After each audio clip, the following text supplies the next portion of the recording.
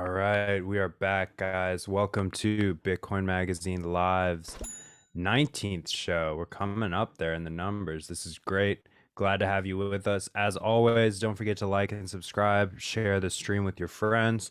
We've got some very exciting guests today. We've got Kenny Florian, MMA fighter and commentator. We've got Q, as always. We've also got Nolan, who is a writer. He's going to do an educational piece a little bit later in the stream. And we're going to air two videos for y'all today. One is by JP Sears of Zion, the comedian. Great video. And we've got some street interviews, some conference info coming at you live from Miami, Florida, from Isabella Santos. So full lineup today. Really excited to have you guys here. We'll start off, though, with some news. So in the news, if you haven't heard, Congress announced a hearing. They're going to hold a hearing on Bitcoin's energy use. So the U.S. Congress is going to hold a hearing on the environmental impact of Bitcoin mining on January 20th. That is Thursday. Its Energy and Commerce Oversight Subcommittee announced that, and the move was prompted by a letter sent to the House in October by a cohort of national and international climate organizations that argued against the energy usage of Bitcoin and its proof of work system. The letter read, "We, the more than 70 climate, economic, racial justice, business, and local organizations, write to you today to urge Congress to take steps to mitigate the considerable contribution portions of the cryptocurrency markets are making to climate change and the resulting greenhouse gas emissions, environmental and climate justice impacts it will have." I don't know about you guys. Let me know in the chat how you feel about all of that. That was an awfully virtue signaling way to start off the letter. Yeah, CO2 is a trace gas in the atmosphere. I don't really see any real correlation or issue there. Bitcoin does consume energy. There's nothing wrong. I don't know why we've criminalized the consumption of energy in this society. It seems a lot of these movements want to go backwards. Back to unsustainable power sources, back to a time when people and societies at large don't have as much capital and energy at their disposal. Seems a little backwards to me, but I'd love to know what you guys think. Let me know in the comments. So a rebuttal to that letter was published this week by the Bitcoin Policy Institute, which is an interdisciplinary cohort of economists, coders, lawyers, climate scientists, philosophers, and policy analysts providing research, fact-checking, and commentary on Bitcoin. The group argues in its fact-checking paper that the letter sent to Congress contains many inaccuracies about the Bitcoin mining industry, which is nothing new. We've all seen these energy articles come out, and it turns out the person who wrote them hasn't spent 5 hours, let alone 100 hours studying Bitcoin. They're generalizing, they're making assumptions, they're making false, intellectually dishonest comparisons to make Bitcoin's energy usage seem extremely high and for naught, when we all know it's probably the most worthwhile expenditure of energy. Because it can offer sovereign wealth and property to every person in the world. And that's something that's worth protecting and expending energy to do. So the Bitcoin Policy Institute, which will send its paper to Congress, says that the House should indeed consider Bitcoin's power consumption, but warrants a more careful and factual approach. I agree with that completely. I'm all for having the conversation, but we should be diligent with talking about the energy consumption of Bitcoin, and we should define it clearly, and we should make people understand why it is that Bitcoin is so, it's not needlessly just wasting energy, why it's so important, that it is a proof of work system. So such considerations must be based on an accurate understanding of Bitcoin, the Bitcoin protocol, a proper review of the scientific literature, and up-to-date information about the mining industry, the paper said. Unfortunately, the coalition's letter is not. Instead, it just reiterates debunked myths about Bitcoin emissions, e-waste, and energy markets. Our aim is to clarify the record and ensure that policy discussion around Bitcoin is grounded in science and fact. Some of the misconceptions and myths clarified by the paper relate to climate change, electronic waste, and the common but misleading comparisons between Bitcoin's energy usage and that of countries like Argentina and Norway. The Bitcoin Policy Institute also disputes the organization's claims that Bitcoin's use of power is, quote, unnecessary. This is an argument that doesn't take into account the fact that Bitcoin is legal tender in El Salvador, and the many people currently leveraging the peer-to-peer monetary network, they use it to enjoy financial freedoms that are available to anyone with an internet connection, thanks to Bitcoin. Anyone who's unbanked can be banked. Anyone who's banked forcibly through the fiat system and is having their property stolen by the government through taxation and inflation can opt out. They can exit their local currency and buy Bitcoin and hold that as a proper store of value and a true money in a sense. So we'll be following this story in the coming days and weeks, and keep a close eye on Thursday's hearing, and we'll let you guys know all the scoops on that. But let me know in the comments, what do you think? We've got a couple people here joining us in the chat, YouTube and Twitch. Let us know what you think about this hearing. And I wanted to bring on Q. We've got Q with us today. How's it going, man? What is up, man? I'm excited to launch yet another fun new segment with you. Yeah, this is going to be fun. I'm going to enjoy talking a little bit about sports, a lot about fighting and Bitcoin today. But first, I did want to make sure that everyone joining us has the Earn Carrot app. We're going to be dropping some carrot codes, and we can drop a carrot code right now. I say, why not? Early in the show today. It's Monday. You guys need some extra Bitcoin motivation to get moving. So those codes are first come, first served. Just as a reminder, you put the code into the Earn Carrot app, and in exchange for that, you get actual Bitcoin that you can withdraw to a hardware wallet. But only the first person to enter the code will win. The rest of you will just, I guess, get a blank screen or something. When we have more viewership, we'll get multi-use codes for you. But for now, we're going to stick to the first come, first serve. Chris, how many between Twitch and YouTube? I see 17 on YouTube. I think I saw 6 on Twitch, 7. Not too many. Someone snagged that code. 9. We got 9 on Twitch. They're not even 30 of you. Who won it? Someone write in the comments who won. Let's celebrate. Let's celebrate some stats with you. I'll stack sats. If whoever won the carrot code posts it in one of these chats, I'm pulling up the Twitch stream now. I will stack sats with you. Yeah, I'll match that. Who says this? Someone said, "Where do I sats?" That's their name. You get sats from the Earn Carrot app, man. Download the Earn Carrot app and you'll get sats from watching the show. He says, I wish I could be there in April in Miami. Miami, I don't know what stock in Canada means, but you should be there in Miami. That's a good reminder. Thank you, person in the chat. Get your April tickets to the Bitcoin 2022 conference in Miami. We're all going to be there. You get 21% off with discount code YTMAG at checkout. That's YouTube Mag YTMAG. Find that in the description. Go get your tickets today, guys. We had a lot of people buying tickets last week. Love to see you all there and hang out with some of our guests. It's going to be a great time. It's going to be a great networking event. And as we've talked about, Q, this is a great way to exit your fiat life and kind of get yourself a job in the Bitcoin, I guess, industry, you'd call it. Did you go to the conference last year and did you find your first job? I know you already knew CK, but did it change your mind? I think for me, so no, I did not.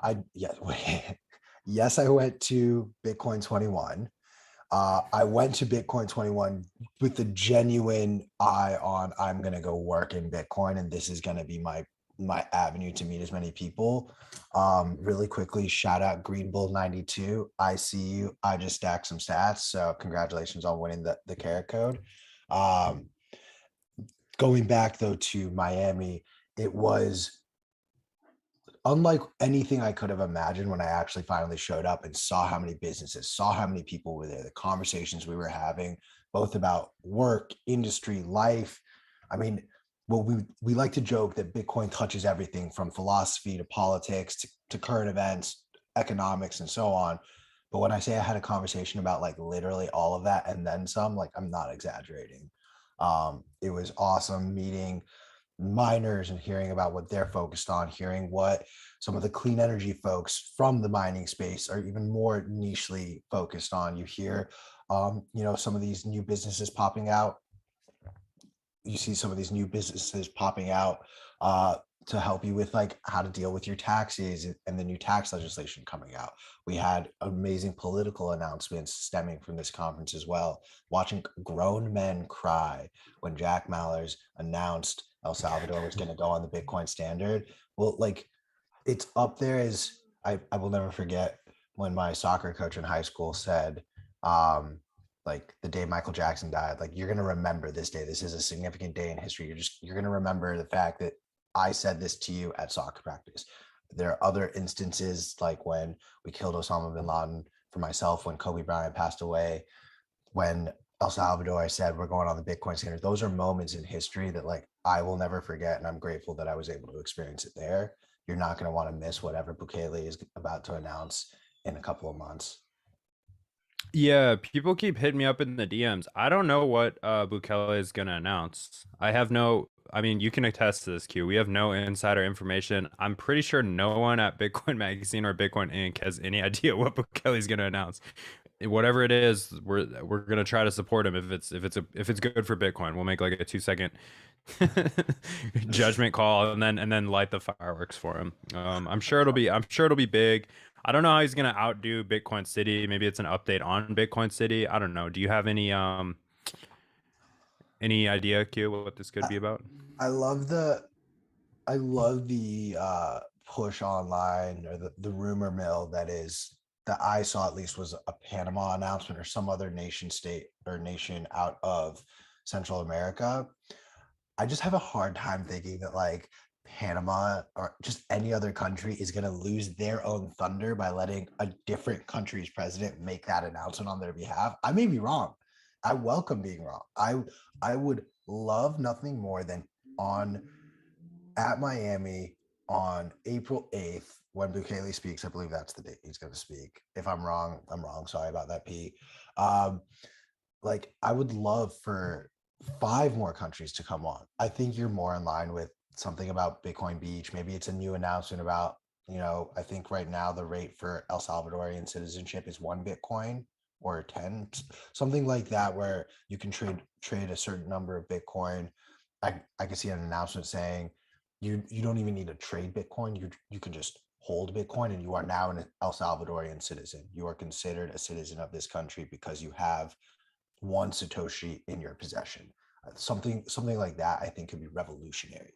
You could start to see a real shift in this idea of Bitcoin citadels and Bitcoin life. Yeah, what if he announced that he was just like taking over Panama and that he was just going to invade Panama and then make them accept Bitcoin too? I Yeah. feel like people would still support him. I really don't want World War III to start from Bitcoin 22, but they say all press is good press. Yeah, this is the untelevised revolution. Someone asked, "Is it true we can get passports from El Salvador if we hodl 2 Bitcoin?"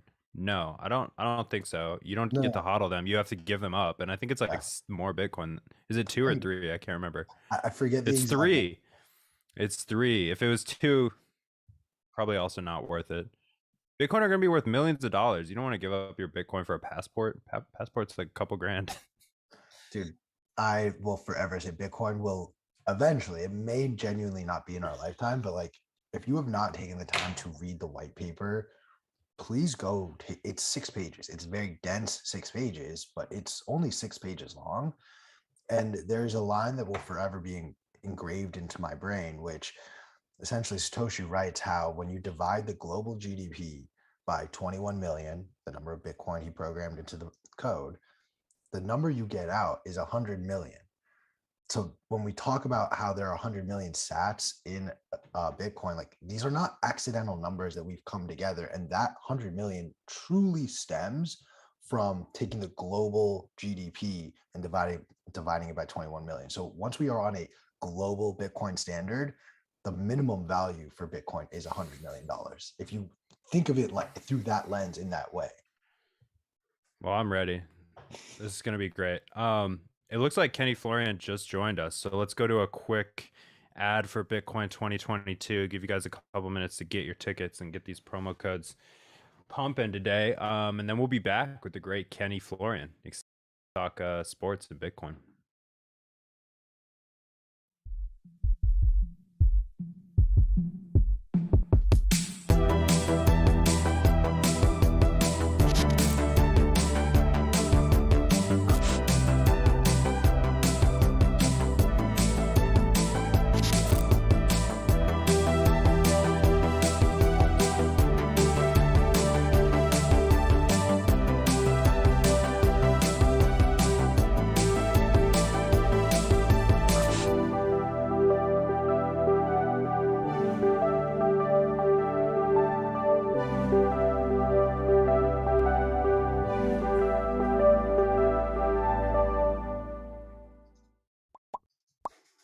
All right, guys, we are back. We're really excited to talk to Kenny Florian today. How you doing, Kenny?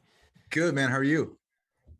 Great, man. Just a dreary New England day. Whereabouts are you again? Nice, man. Those are my old stomping grounds. From Boston originally. I'm in Charlotte, North Carolina now. Okay, perfect. Yeah. How are you liking it out there? It's been great, man. I've been loving it. I moved from Los Angeles, I guess October 2020. Hung out in South Carolina for a little bit. Me and my family were trying to figure out where we were going to move to. And it was basically between Tennessee and North Carolina. Charlotte won out. It seems like the move to make. Everybody's heading south. I know I'm looking at moving to Nashville or something like that too. Yeah, So that was the other like, candidate. Yeah, I think the beauty of the United States, I think in a lot of ways, is that each state kind of has their own, not only own culture but own way of doing things, and you always have the ability to move. Of course, it depends on what kind of job you have, and there was nothing necessarily tying me to Los Angeles, and we were going to have a second kid, so we wanted to be a little bit closer to home and be in a place that we thought was more conducive to having a family and having a little bit more freedom, a little bit more space. And LA it seems like it's only gotten crazier. I have a lot of friends that are still there that are say it definitely hasn't gotten better. It's probably gotten worse. So it was something that I think a lot of people saw coming. And I didn't want to put myself or my family in that situation. It was just kind of going to hell, and it was very, very apparent. As the person on this panel who is still in LA, let me tell you, it has gotten so much worse since October 2020. Okay. So you made the right call. Yeah, I mean, there's a lot of great things about LA, man. It's beautiful, the weather, everything, but yeah, and we were in Venice, and it's a place that isn't cheap, but homelessness and crime and all that stuff just kind of was going to kind of insane levels. And walking my daughter around the neighborhood and seeing an adult poop on the sidewalk or tweak on drugs probably wasn't the best situation. Yeah. I mean, I was in Santa Monica last summer, and it was interesting. It wasn't how I remembered it. I'd visited once before, and it did seem like it had degraded a little. I don't think the news is being too dramatic with that. It does seem to be falling fast. I mean, I will never forget. I had a friend of mine from St. Louis visit years ago now. And I was living in Hollywood at the time. And this is I'm telling you, 2 blocks away from those blocks that are just like the tent encampments. Yeah, exactly. And he comes in, and his first reaction after seeing that was, honestly, the organization of your homeless community is truly admirable. The way they're built out, that's their street. You don't go on that street, and it breaks my heart walking by it and seeing it, and it's only gotten worse. I mean, I saw a lot over the weekend, especially the LA train system, the way a lot of the trains are getting stopped and looted. I saw one train, because there were so many boxes and packages that had been like taken off and put onto the railway, it had essentially kicked it off, and now this train was driving on two rails. And my only thought is, there's literally another train coming the other way. How, like, we need to stop this train right now. Like, what is going on? No train experience, thinking I know what's Right. going on. Train can be, Yeah. Exactly. of course, but Of course. Yeah, no, it's crazy, man. You know, I think it's wild in that you have this beautiful place and you have, you know, obviously this huge contrast. I mean, there's so much money in Los Angeles, in California in general, right? But there is this great contrast with a tremendous amount of poverty, and you know, not a problem that is easily solved, obviously, you know, way above my capabilities anyway. But you know, everything from, you know, certain government policies that are allowing for this to happen, but also, you know, the increasing cost of homes and rent and all these things, which, you know, at the fiat level is only getting worse now. And you know, and of course, obviously you have, you know, the environmental issues with, you know, drugs and family and all that stuff, which are degrading as we go. But yeah, it's a horrible situation. And at the end of the day, when I was looking at it, it's like, you know, I'm paying all these taxes to live here and all this money to be in this place. And if it's not a safe place to be and it's not as beautiful as it once was, what am I doing here? Why am I, you know, putting my family in harm's way? And it just seemed like it was an unnecessary thing. And you know, you know, candidly, I'm glad we made the move, you know. Yeah, Yeah. I've known some people that to get that same feel, I mean, they either hop over to Florida or they kind of just continue on south into Mexico, which is like would be quite different. But it just makes me wonder if the United States shouldn't be just broken up into smaller countries, because we're all Right. so different, and this central planning has been a disaster of this country, and the states don't seem to exercise, it's like they can't exercise the amount of, I guess, outside regulation that they need to change to manage their small empires. Right. You see what I'm saying? Like, Yeah. I think it's really that we're trying to central plan this whole huge country where people are very different, cities are very different, geographies, like everything. It's just falling apart. It is. I think it's hard to Just falling distinguish apart. right now. Like, it is. in some ways, you know,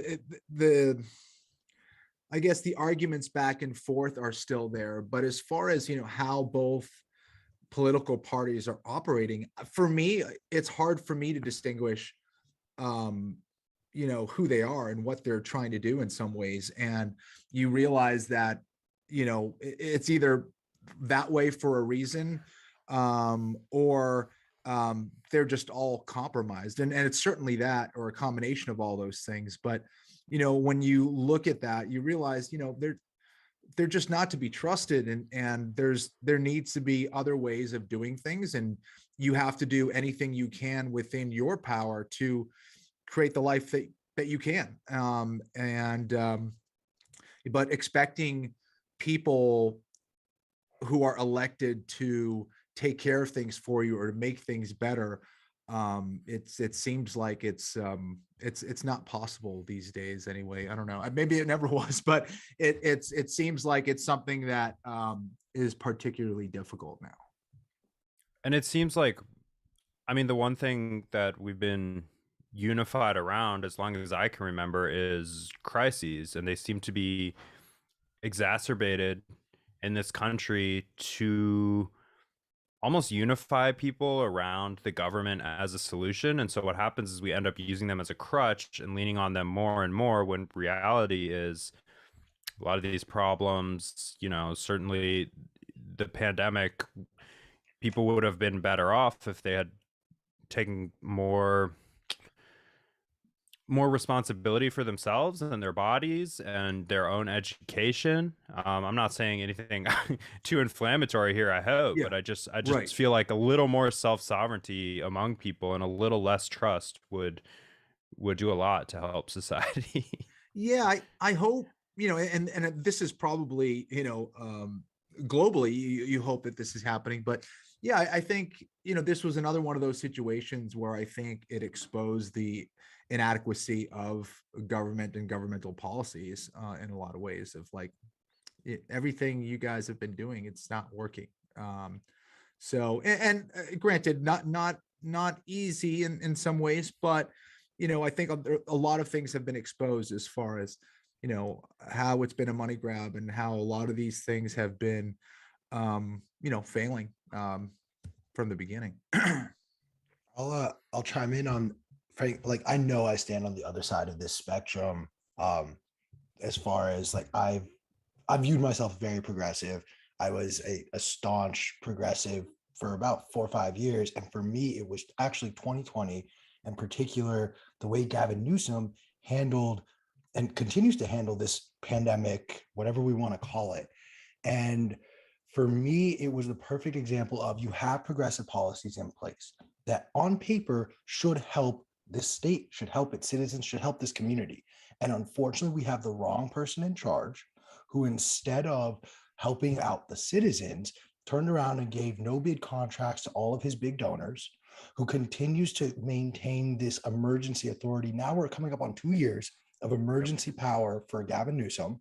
Like, as much as I want to believe, like to your point, Kenny, like, yes, I definitely fell into that trap of someone out there, some of these elected officials should be smarter than me and should at some degree be able to fix my problems. And watching Gavin Newsom absolutely shit the bed has just at least woke me up to the reality that no, in fact, these elected politicians are genuinely dumber than me. So yeah, I think it's that, and it's corruption too. It's like, my family's from Peru, and I remember my parents always talking about all the corruption that went on in Peru, which is why they, my dad came here for medical school and for training and stuff like that. But they would kind of always point the finger at Peru and how corrupt the governments are, and South America and Latin America in general. And it was just so apparent, but it's now becoming apparent here. And, I think we're just kind of better at hiding it. And, we've come to believe that, like, hey, these politicians are legit. They're here to help. Like, they don't need to do this. They're here to help the country and all this stuff. And they're smooth talkers and they say all the right things. So we believe them. But when you start seeing failure after failure, and you realize the proof is in the pudding, and you're seeing all these policies waste away, and you see a culture or a city or whatever start to disintegrate, it's you start to realize that it's just not the way. There needs to be other things. There needs to be a whole reconstruction of the system in general, because it doesn't matter who you put in there and almost on what side. I think there's a few decent politicians out there. I'm not painting this whole negative picture for everybody, but I do think that the system itself is corrupt. There are vulnerabilities everywhere, and they can all be bought. That's the problem. You hit a great point, which is like the corruption. We did a very good job at hiding it. And I think the reason we hid it for so long is it's not just the politicians who are in on it. Like, you have the media that's in on it. You have the Right. that, like, it's so there's so many pieces that are all involved. And I'm going to share this story and kind of like put Alex and our producer Chris a little bit on the spot. So like a few weeks ago, we were all in Nashville for company get together, all hands, everyone in Nashville working together. And one night we were sort of kicking it, and I brought up the new Adam McKay movie, Don't Look Up. And like, I don't think Alex had seen it. I think Chris, you had watched a brief bit of it and you were like, I don't know, it wasn't that great. And like, we started watching it together, and I don't think the two of them laughed more in an hour span in like, I don't know how long. Like, I felt so bad. Like, I was falling asleep and we were watching in my room. I'm not going to turn this movie. Like, they're enjoying it so much, I can't turn it off. But over the weekend, someone posted something, and I posted on my Twitter as well, where Don't Look Up does a very good job of kind of showcasing the horrors of how media manipulates news on both sides of the spectrum. And you watch it happen with a story that is literally as clear as day. And I was explaining to my dad, all these people had to do is look up at the sky and you can make the judgment for yourself. And the media played with your head enough to not do that.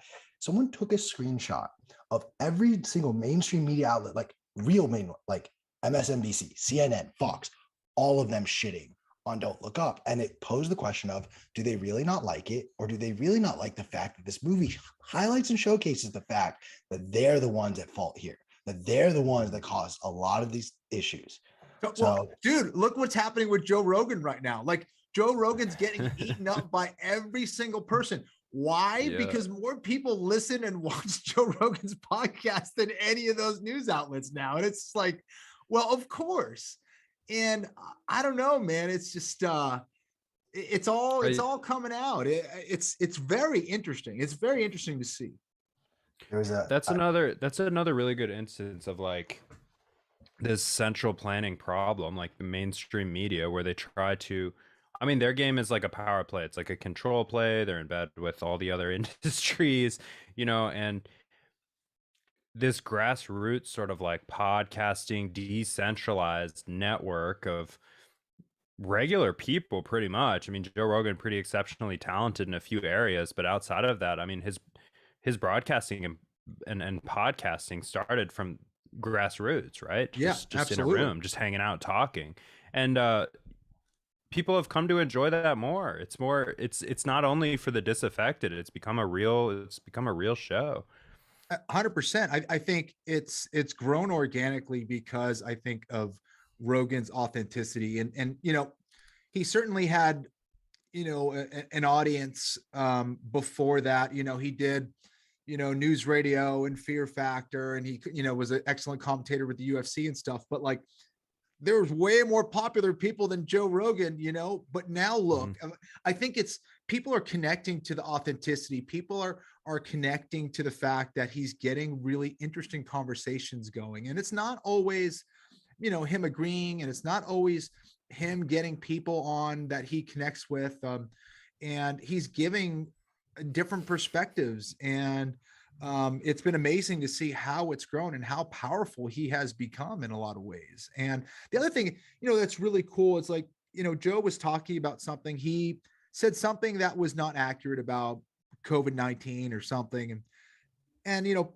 people were shitting on him, and the first thing he did was go out and admit, he's like, I was wrong. He's like, sorry, I was totally wrong. Came out immediately about it and admitted it. Yeah. And, you know, he's not perfect, and neither of us are, but you know, when have we really seen that from, you know, CNN or MSNBC or Fox or wherever, where they're like, hey, sorry, we gave you inaccurate information, or we did, you know, to see that, I think that just makes him that much more relatable and likable. And I don't know, I thought that was pretty cool.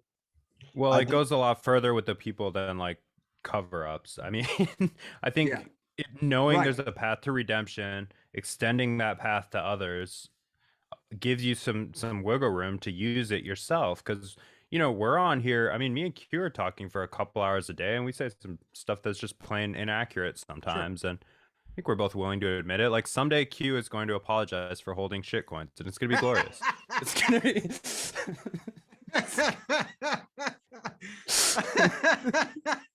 You just dropped him with a body shot. Yeah, that was good. All right, you won this round. I'm not even gonna fight back. You win this round. It happens, man.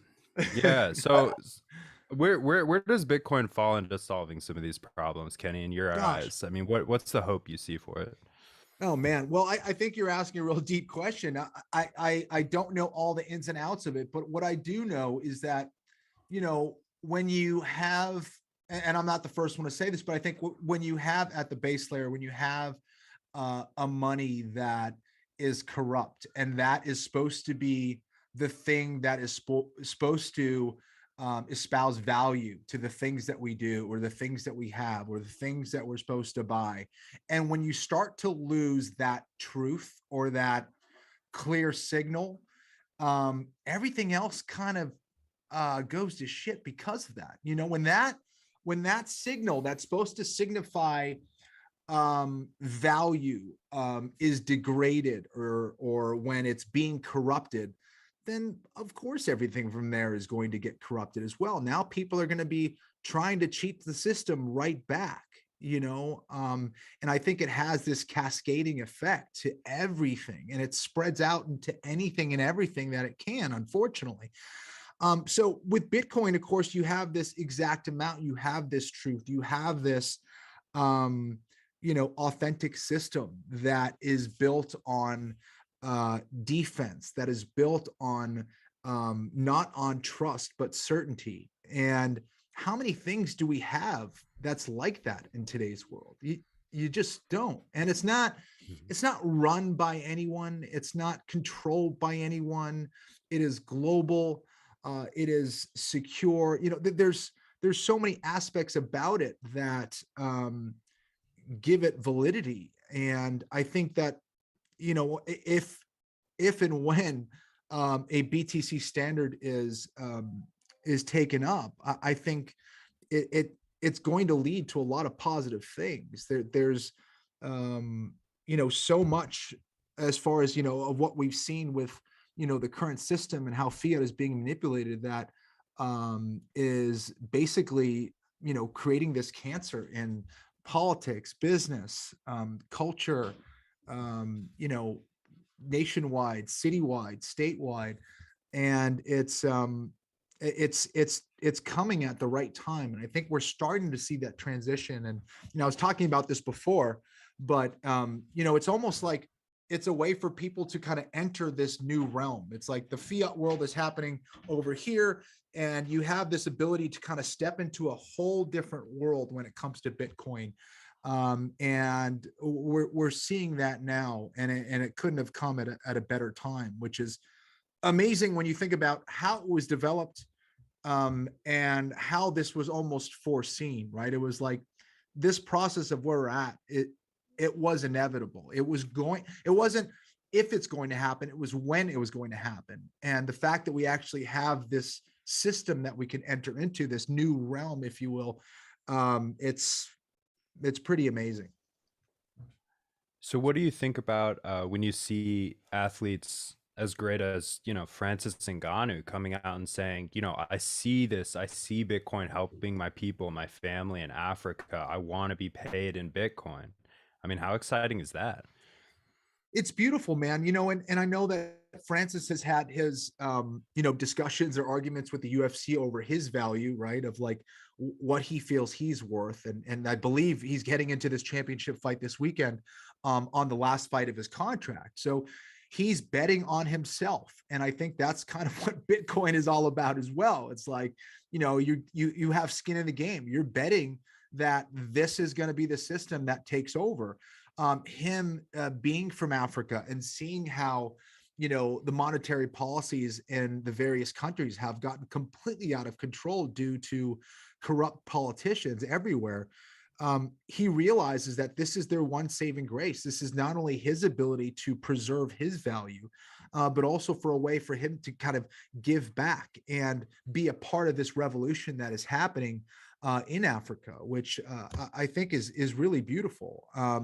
And, you know, no matter what job you have, you certainly want to get something and get some kind of number or have some kind of value that, you know, you can preserve over time. But I think for fighters especially, I mean, what's your body worth? What's your brain worth? And when you're talking about heavyweight mixed martial arts, dude, like one punch could change your life. Like you could be a little bit slower than you were yesterday just because of one shot that you took. And it's not an exaggeration to say that. I mean, I used to not believe that. Then people will be like, well, did you see that dude at the boxing gym? Like he's way slower than he used to be. He's not, You can't really understand. I'm like, well, that's boxing, that you can only get hit to the head, not MMA, bro. Like you can grapple and you don't get hit as much.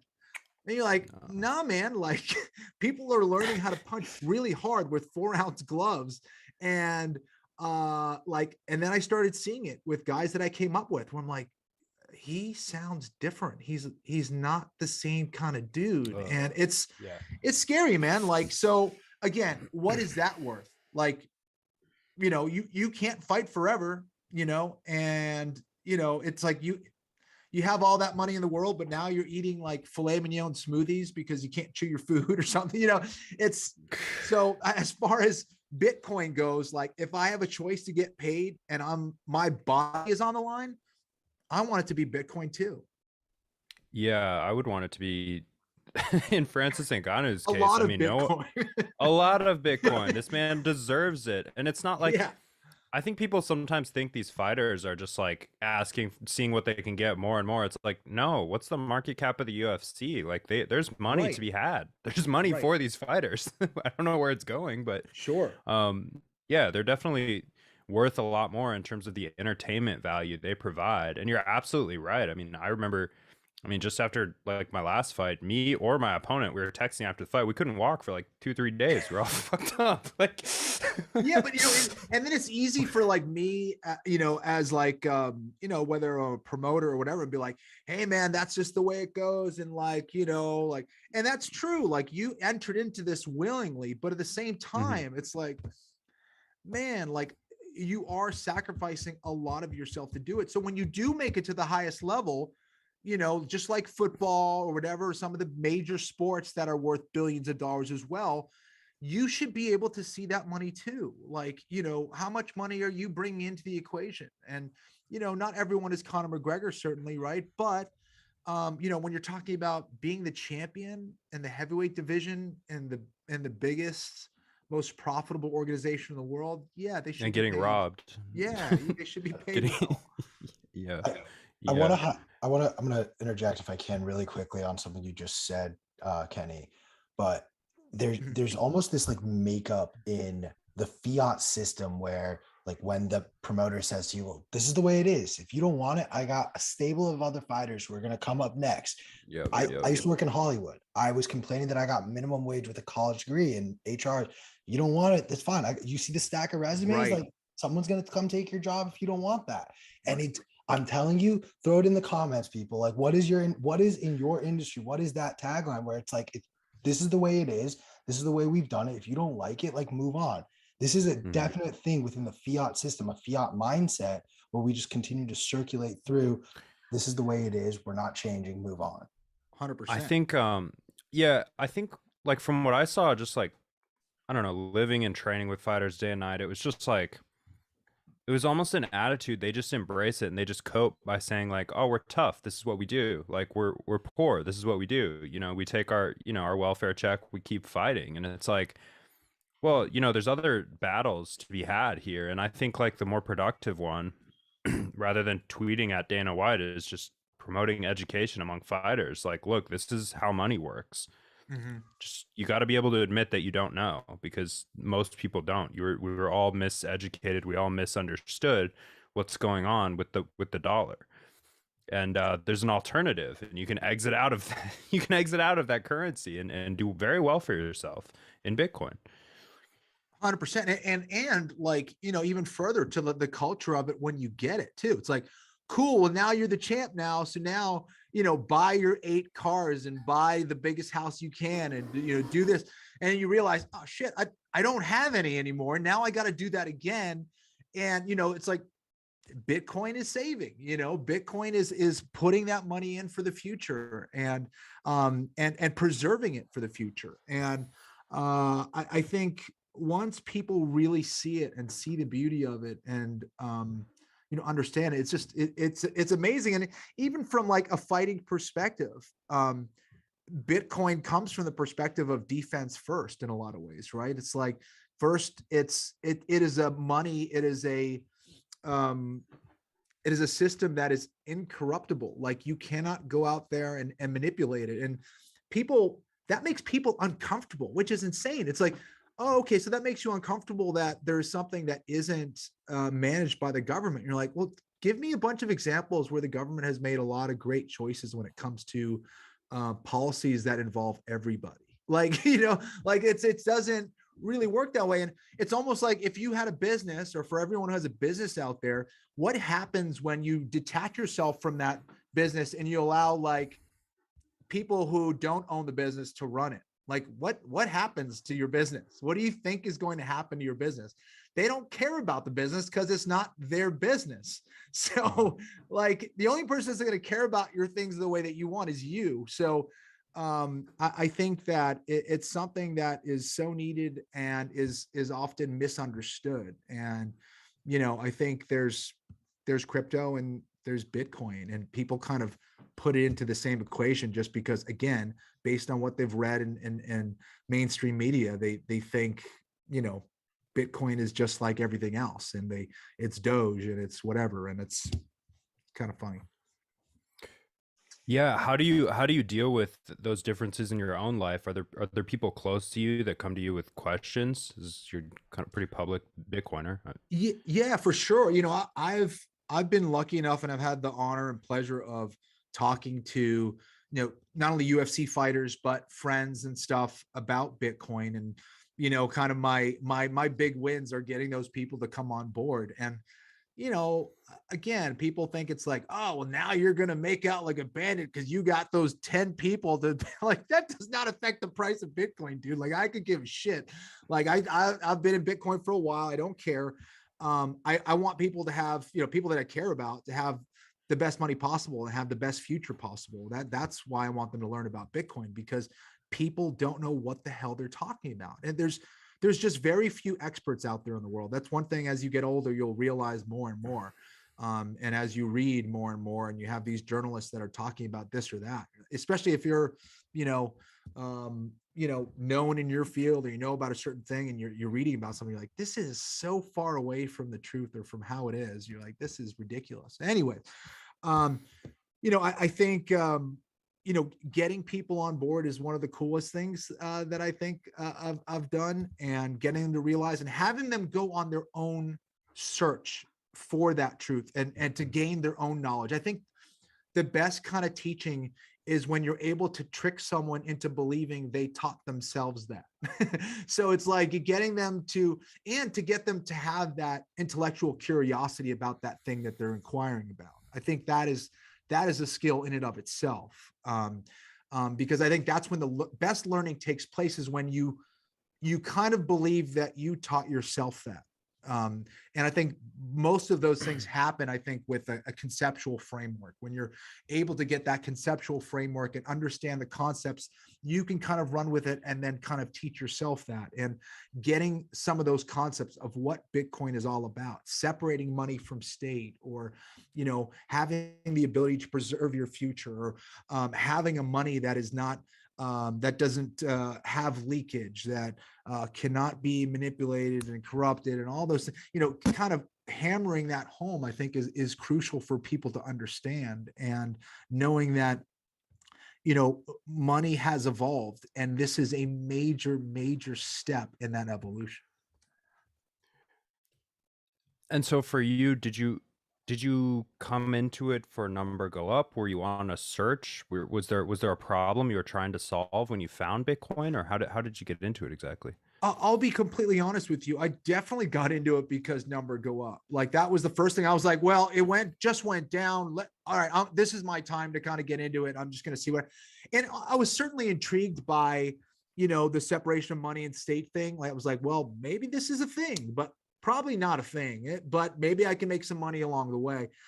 And then what happens, you know, just like happened to me for jujitsu or mixed martial arts, you see something beautiful, you're not quite sure what it is, and then it kind of gets its hooks in there and it kind of reels you in, and then you kind of learn a little more, and you get those little explosions in your brain, and it's like, whoa, it does that. Oh, that's cool. And you get more of those and more of those and more of those. And yeah, it just it kind of brought me down the rabbit hole, like so many Bitcoiners, and it does it kind of little by little, and then, you know, you make these leaps and bounds in understanding, and it spreads into all aspects of your life. Again, a lot like jujitsu did. It's almost, you start to see the world differently. And yeah, I think that's pretty beautiful. Bitcoin isn't just one thing. That's the thing that I think makes it so beautiful.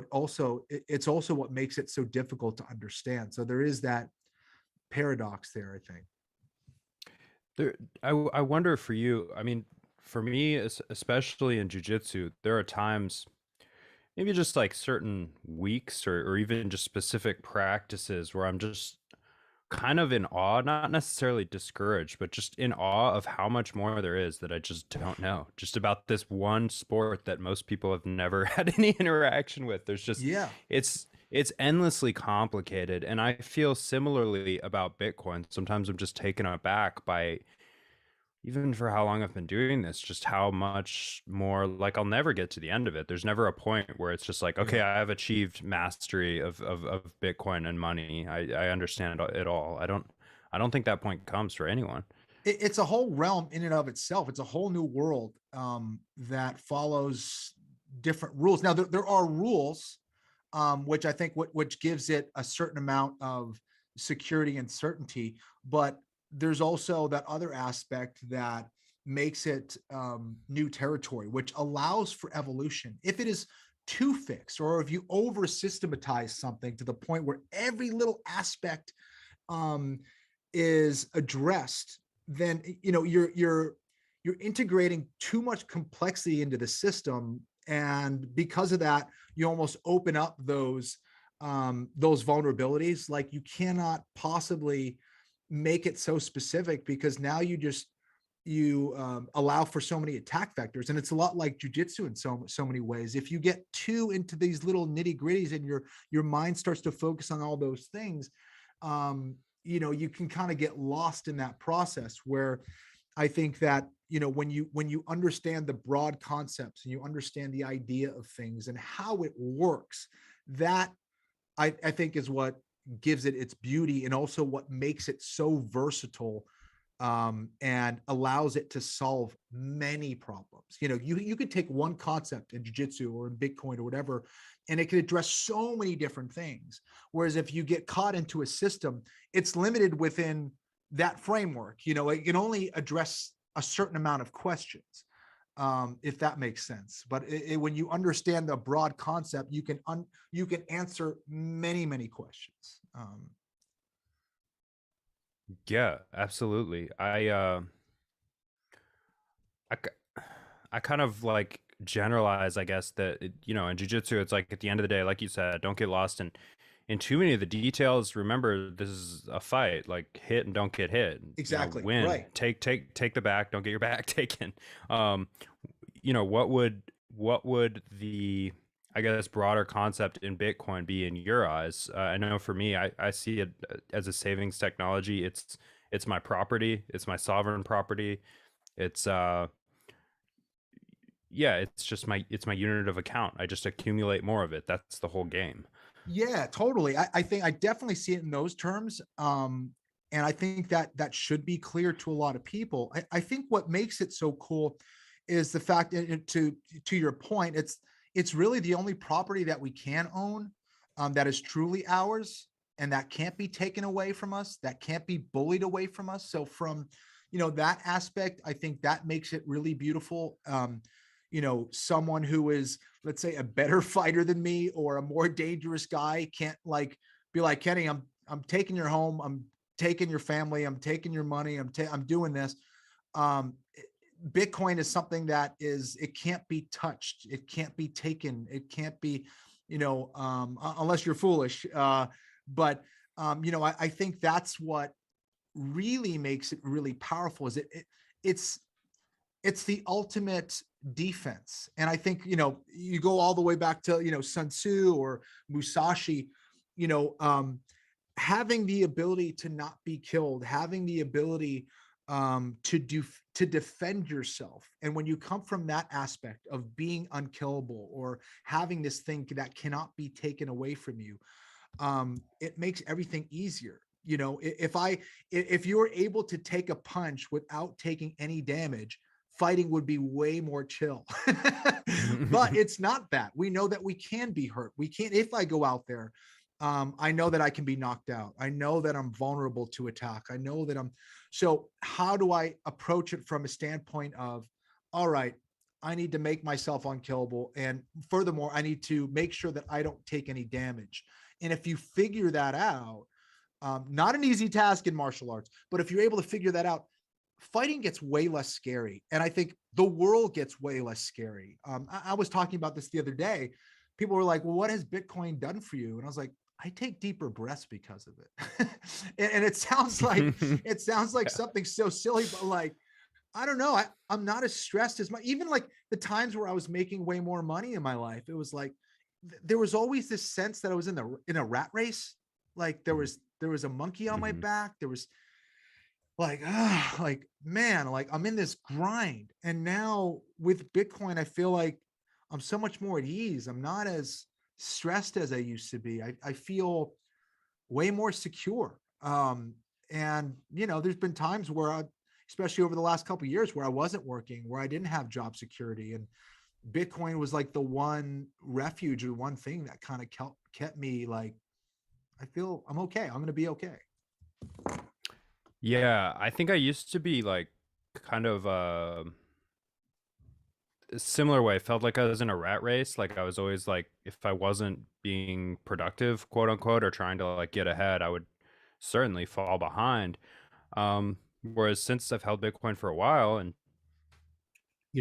been accumulating it for a little while now, I think I agree. I take deeper breaths, but I feel as if I've bought time itself. You know what I mean? Yeah. I mean, yesterday I think I just like drew for like 3 hours. This serves no purpose to anyone outside of myself. You know what I mean? It was just something I wanted to do, but it was just like, it was super fun. Awesome. I enjoyed every minute of it, and I don't feel bad about it, and I don't feel like I wasted time. But the importance of that is like, I would used to feel like it'd be guilty to like take that time for myself. But I've been doing my due diligence, stacking away my Bitcoin, and every once in a while you can spend that time and be happy. That's what the Bitcoin's for.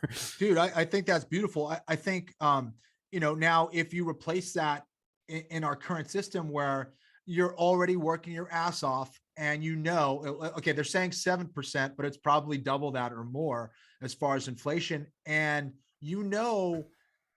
that you need to make at least 15% more than what you're making now just to stay afloat. And that's a horrible feeling, man, where it's like every paycheck you get, 10, 15, 20% of that is gone, not including taxes. It's like that paycheck that you're getting isn't what you're really getting. Like everything else is getting more expensive, so it's wild out there, man. Like that's not a good place for people to be. And I think this is what causes revolutions. And the other thing that makes Bitcoin so freaking amazing is that it is a peaceful revolution. It is the ultimate revolution. It is the art of fighting without fighting. If you are trying to hit me and I'm like, Neo in the Matrix, where I'm just kind of like slipping everything that you're doing, eventually you stop trying to do it. And I just beat you without throwing a freaking punch. Like that's what brought me into jiu-jitsu.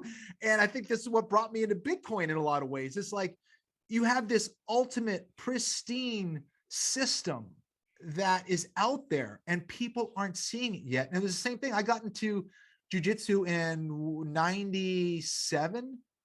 And I remember learning it and doing it and going, dude, I'm doing magic. Like I know something that very few people in the world know and are learning. And I was like a stupid white belt or blue belt. I was like, yeah. I had more skills than 99.999% of people on earth. And I was like, and like more than like dudes who spent their whole life doing Taekwondo or something. I was more effective as a fighter than them after like a year of doing jiu-jitsu. And I'm like, this is the most amazing thing ever. And I feel like Bitcoin's kind of in that same spot where it's like people don't even know. They don't even see it. They don't even know yet.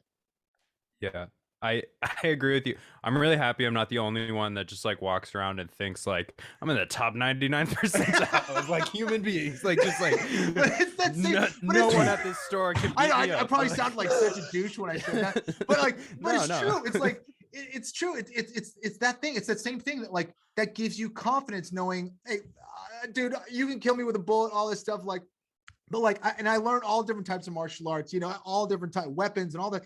But it gives you that peace of mind. Like, I was a scared little kid. Like, I didn't know what the hell I was doing. That a fight scared the shit out of me.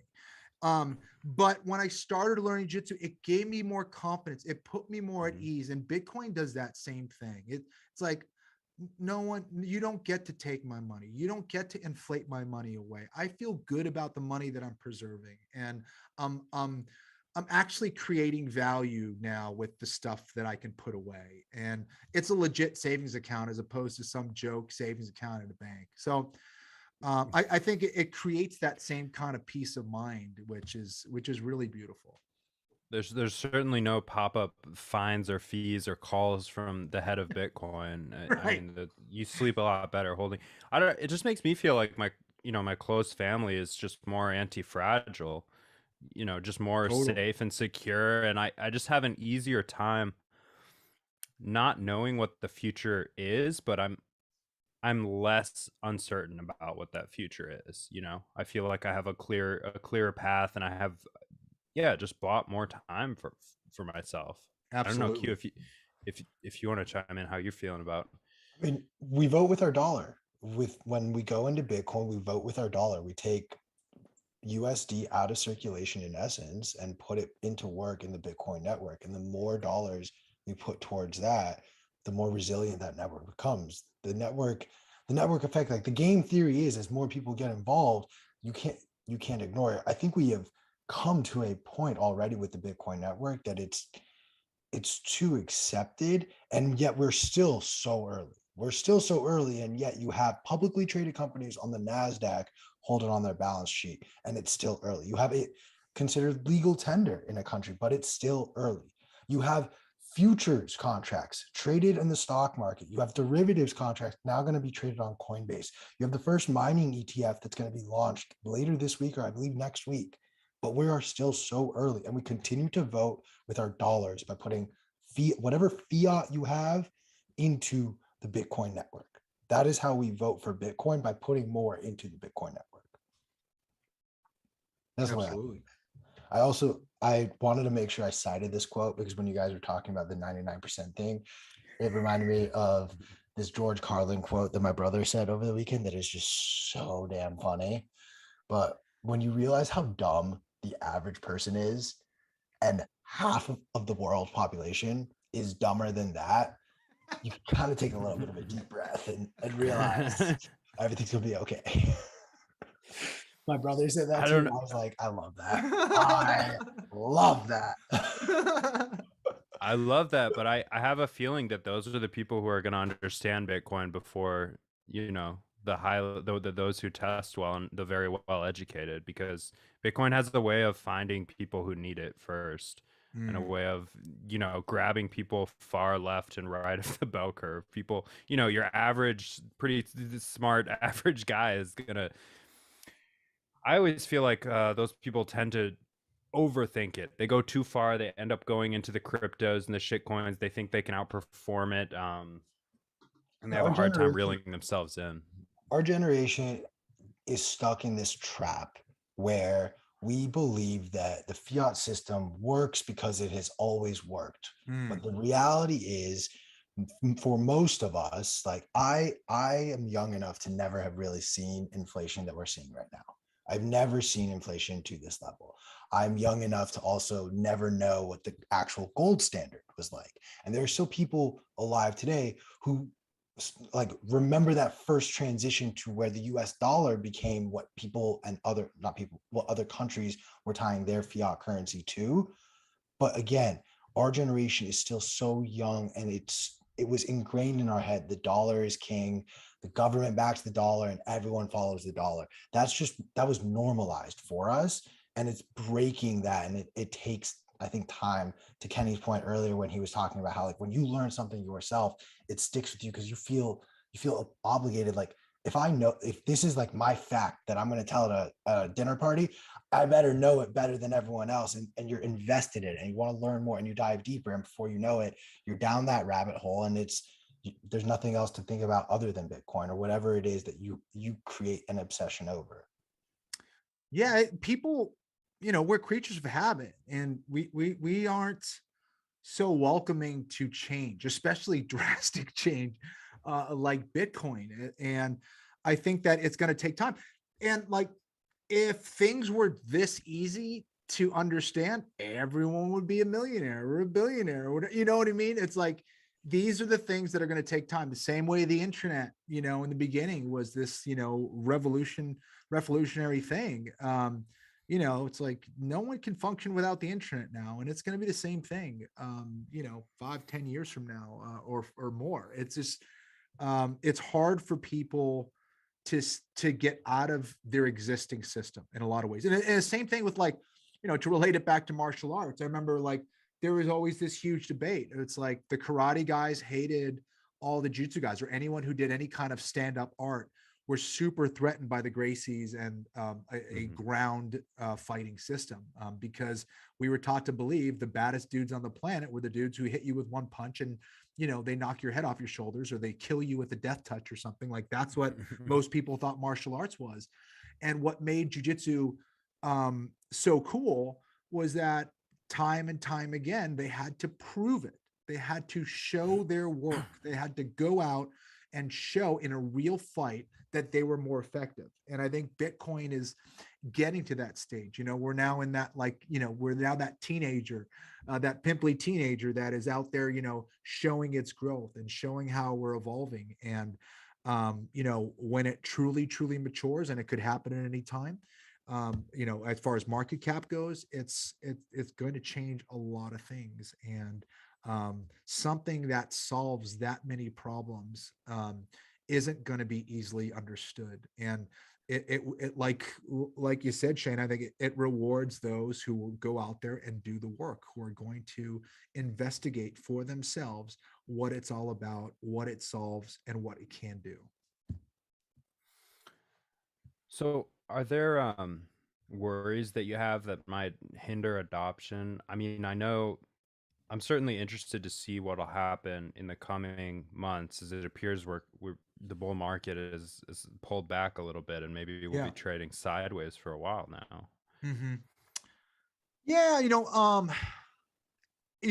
I am thankfully in it for the long term. So I don't care about the price myself, but what the price does is make people hesitant in a lot of ways. But I think I was way more fearful. And I think for those, allow me to pat everyone on the shoulder here who got in around 2017 or so.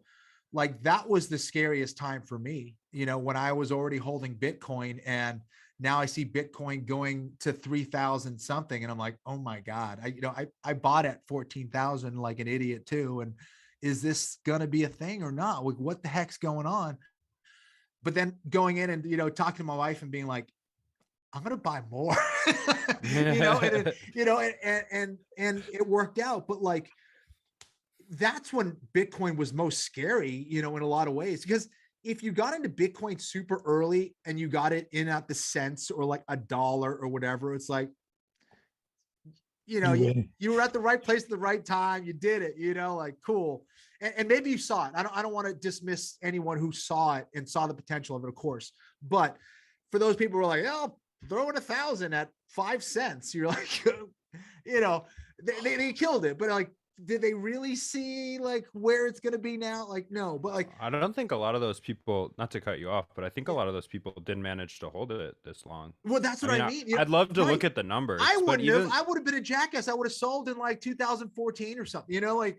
Yeah. Even Max Kaiser, like, really old heads, their cost basis is like $200. Like, yeah, he was like giving it away to people, and he like gave millions of dollars away now. Like, so. Yeah. Well, it used to be called hoarding. Like, it used to be frowned upon to keep because it was thought that you had to keep the Bitcoin circulating to make an economy. It was like a very fiat like mindset of just like, you guys need to go spend or the money's not going to work.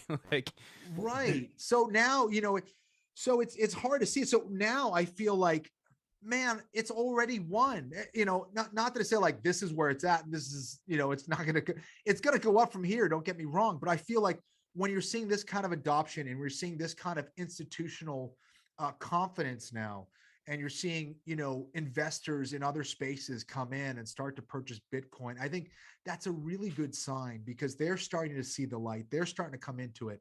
I personally would like to see the plebs, I'd like to see the regular,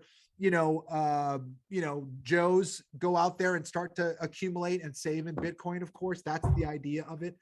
But I mean, this is what Bitcoin was created for, was for anyone and everyone to get in it, is for, governments and businesses and countries you don't like and people you don't like and people you do like to get into the game, because it's just a better system.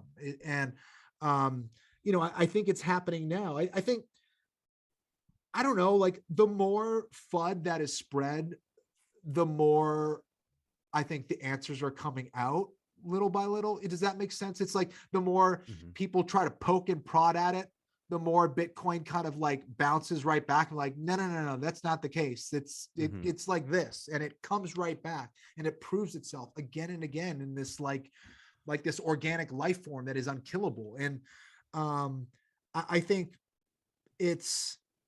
I don't know. I think it's proving itself every day, and we may go down again, but do we go down to nothing? Absolutely not. That time has passed. And I feel like for the time that does go down, someone who's been trying to get into the game for billions and billions are going to come in and scoop a lot of things up, and it's going to go right back up, and it's going to create this race. And I think, with other countries and governments exploring it as a currency, I think that's a huge sign. And once that happens, and once like a major player comes into the game and decides to take that up, then countries are going to have to follow. And of course, we have El Salvador leading the way, which is a huge step forward.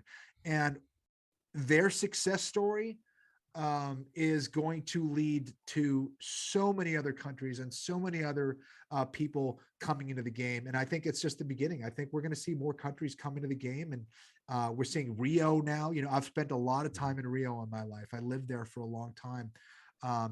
And, seeing them now accepting Bitcoin. I mean, it's great. It's wild, man. There is no going back. It's all up from here, man. We'll have our roller coaster rides, but I'm more confident in Bitcoin more than ever, man. Are there fears out there? Not really. Is it going to go down? Yeah. Are there fears though? Like legit concerns on my end? No. Yeah, go ahead, Q.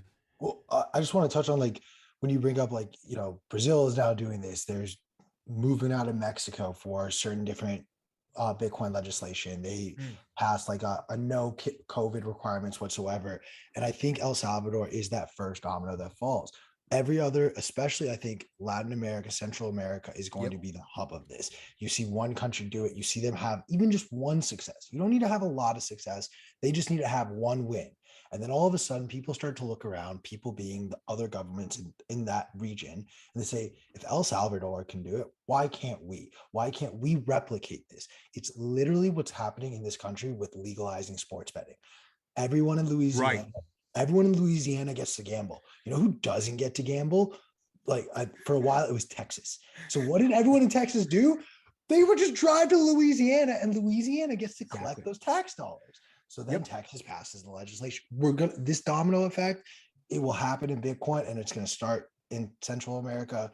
I'm a big proponent. I want Iran, my homeland, to do a Bitcoin standard. I will gladly work with them in whatever capacity to make that a reality, just because the sanctions that the US government posed on them have pretty much limited any and all ability to create an actual viable living situation. Mm-hmm. And again, it goes back to who stands to benefit and who stands to lose the most. We talk about this a lot on this show, Alex, of the big reason why Bitcoin doesn't get the mainstream push in the media, while you will never hear anyone from the Fed say, yes, we should start allocating some of your portfolio in Bitcoin, is they stand the most to lose if we go off of a fiat standard. So we also have to be thinking about who is spreading that FUD. Every single time you have a congressperson or a politician pass whatever FUD, even if we counter that response, the mainstream media is going to pick up that FUD story 10 times better than all of our sort of grassroots outlets can ever do, but it's on us to, again, do that work, take the time to really learn, educate ourselves, and educate those that we love and care about, because they're going to listen to us first. And if we start to convince them, you convince 3 people, they convince 3 more people, and the domino effect continues. I did just describe a Ponzi scheme, but minor detail. Yeah. Yeah, I think we've learned a lot from the institutional confidence of this year. I think without it, we wouldn't be where we are today. We'd be at a couple $1,000s per Bitcoin, as opposed to, $42,000 per Bitcoin, which does make a difference. I mean, I like to say that, like, you should think of Bitcoin on Bitcoin's terms, but in terms of its like indestructibility and just like broader adoption, I think, the micro strategies, the SpaceX's and, Tesla and all these companies that are buying it up is it's a net positive, and it really does a lot to calm people's nerves and allow them to make their own balance sheet, just convert that to Bitcoin and just be done with it and hold through the apparent volatility when you look through the fiat lens. So it's kind of a double-edged sword there, like you said, Kenny. Like, Bitcoin's also, it's money for friends and enemies. There's nothing, there's no reason to go after Bukele for who he is. He did at least, one thing right in this space, and Yeah. that is he gave people Bitcoin, and certainly spread adoption. Whether or not all of the, Salvadorians will become like true hardened Bitcoiners, like, well, probably not, but they're more than welcome to. And now they have the educational resources and the infrastructure to be, closer than a lot of other nations. So I think it's a net positive. Yeah, and Alex, I think it's important for someone to take that first step, even if that's not the game-changing thing. I think what it does is inspires other people, to have the balls and go out and try it too, and I think it's going to have that effect, and it's already having that effect where people are like, Bukele tried that in El Salvador. Well, what does that mean? What would that do for us? And even just getting that conversation going, and having other countries inquire about it, and reach out to other leaders, which they do all the time, and saying, well, how is this going to help you guys? How could this help us? Especially for a lot of those countries that are pegged to the dollar in Latin America, and who have seen a devastation in their economy and amongst their people over the last several decades. I think it's something that a lot of countries in Latin America and elsewhere are going to look into. Africa, Europe, Turkey right now. I mean, obviously, they don't want that to happen. They want to keep the fake game going. But again, game theory is going to take a hold of them, and they're going to see it's like either like devastation or prosperity. Like at a certain point, they have to really look out the window and see what's happening. And so what is your sorry, Q, what is your strategy? I mean, throughout this, I mean, if we go back to, like, do you prepare yourself psychologically for the highs as well as the lows, or do you just turn a blind eye to the price completely and buy no matter what? Or are you done accumulating? What do you what do you So recommend people do? I continue to accumulate. I do believe in it, and I just buy regularly. And I feel like it's still early. Like I've been saying, I don't have any major plans on what I'm going to do as far as like selling. My goal hopefully is to have that available for when I retire. And there's most of it I can't touch anyway, so it's all pretty much protected for my future anyway, or for my family anyway. So I don't have any immediate plans besides really saving it long term. So yeah, I mean, I'm it's I have pretty much allocated my future into it, almost all of it. So I I'm all in with it. So I'm not really concerned with anything short term. And what does long term mean? Like, I don't know. I think things start to get interesting a decade from now, like Yeah. 10 years from now.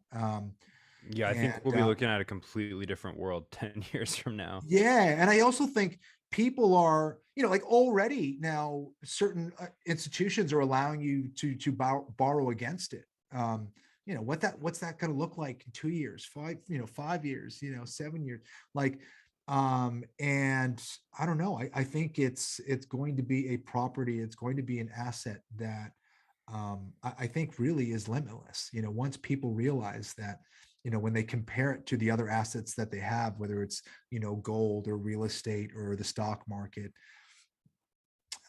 I think Bitcoin's definitely going to be the real winner in the future.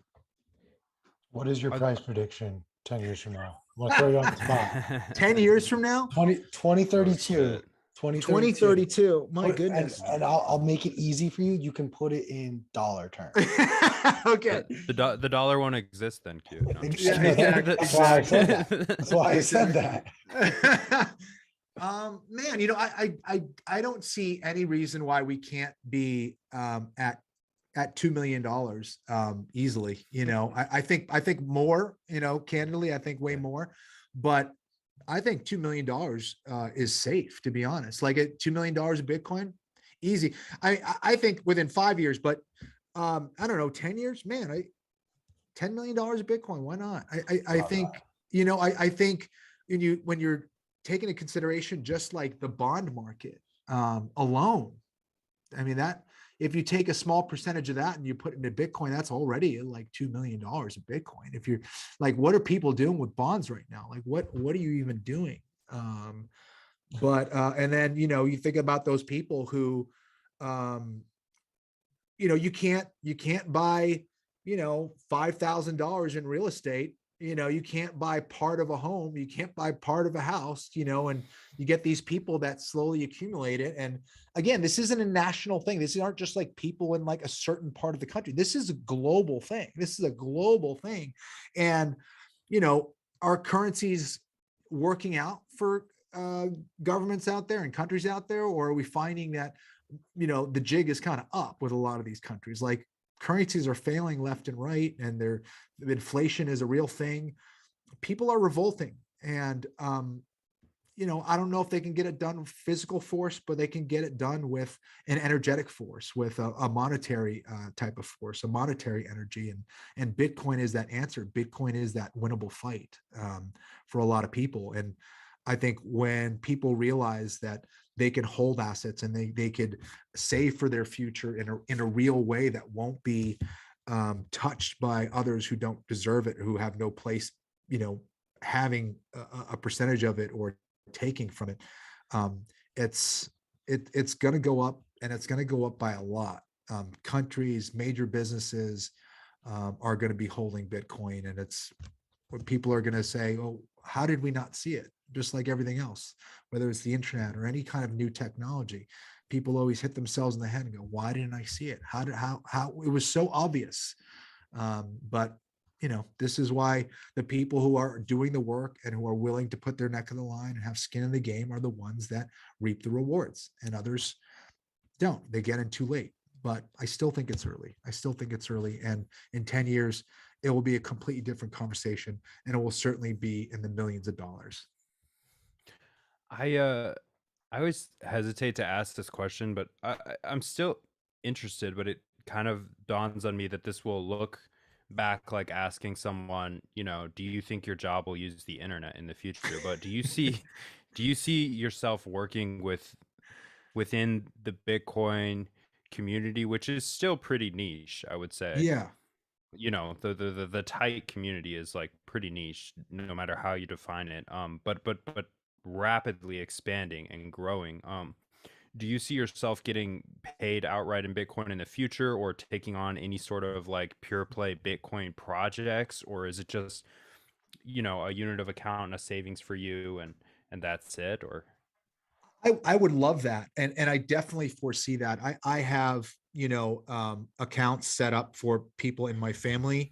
And, the goal is, let's say for my kids, once they reach a certain age, for them to have the decision um, to say, hey, okay, this is what I'm going to do with my Bitcoin, or this is what I'm going to do with my money. And I see that for myself as well. It's like, I don't know, now that, I don't know, it's reached a certain point or a certain value.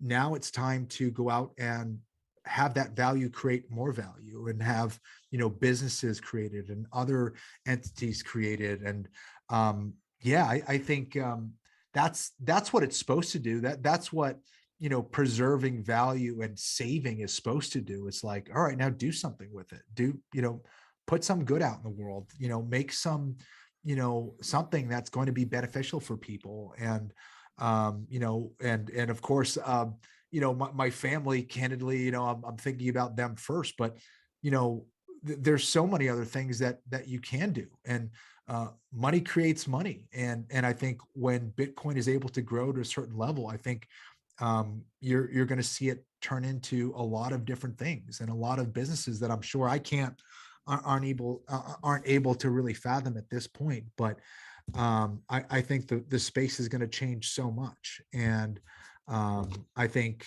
whether it's creating other businesses and creating other ways for, working with other Bitcoiners or whatever it is, I would love to be a part of that. And yeah, I think that it's still so early, and I think there's so many different uses for it that we're not even aware of right now. Heartily agree with you. Yeah, exciting stuff. Are there any last remarks on Bitcoin for you today, Kenny? Anything any burning questions or thoughts about the near future? You know, I guess just immediately I would say that first of all, thank you to you guys and anyone in the space who has been educating people about it. I think there are some phenomenal resources out there for people. It's what allowed me to have that kind of conviction and to be able to get into the space and find some success there. And I don't know, be inquisitive and have that curiosity and look into it and do your research and figure out why people are talking about Bitcoin the way that they're talking about it. There's a tremendous amount of information, whether it's Bitcoin Twitter or all the amount of research that's been done, and in a variety of ways, whether you're talking about the philosophy of Bitcoin, the technicals of Bitcoin, Bitcoin as a network and getting to the nitty gritty there, and game theory, all the different things that are related to Bitcoin. There's so much to it. So I would just encourage people to go out there and learn as much as possible. I've been so grateful to the Bitcoin community for all the info that I've gotten over the years, and yeah, never lose that intellectual curiosity. And that's pretty much it. And it's still early, man. It's still early. So plenty of time to save, and look what's going on around you, with inflation and confusion and all the chaos that's going out there. There is a way out. And I believe it to be Bitcoin. Absolutely. On that note, thanks so much for coming, Kenny. I'd love to have you on again. Sometime. It's always great talking to you about MMA, Jiu Jitsu, Bitcoin. I think our audience is going to love that one as well. So I appreciate it. Likewise, dude. Thank you, Alex. Thanks, Q. Nice to meet you, Q. Awesome meeting you, Kenny. Thanks for joining us, man. Catch you later. All right. Bye. All right, guys, I'd like to give you some Bitcoin now that you've heard us drone on and on and on about it. So real quickly on screen, you'll see a QR code to download the Earn Carrot app and a code that you can enter into the Earn Carrot app to redeem for actual sats, which are, as you should know by this point, small units of Bitcoin. No difference. Satoshis, Bitcoin. 100 million Satoshis equal 1 Bitcoin. Currently, you can get 2,370 sats for $1, which is actually incredible because when we first started this show, you couldn't even get 2,000 sats per dollar. So price going down. Bitcoin is cheap. It's on discount. I'm loving it. I'm eating it up. I think everyone, Q, Chris, Yeah, we're buying it all up. So you guys should too. We're going to do a quick conference ad break, and we will be back with Nolan for a new educational segment. So thanks for joining us, Q. Thanks for having me. Yep.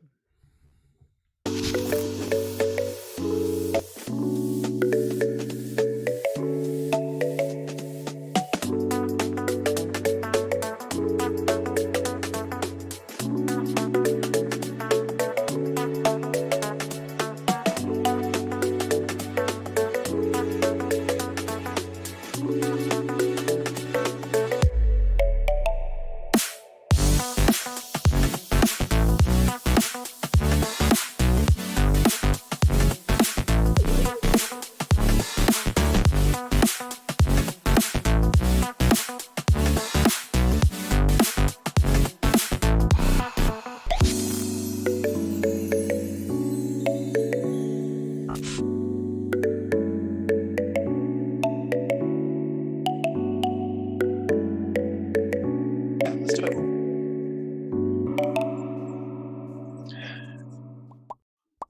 All right, we are back, y'all. That was just your quick reminder to get your Bitcoin 2022 conference tickets.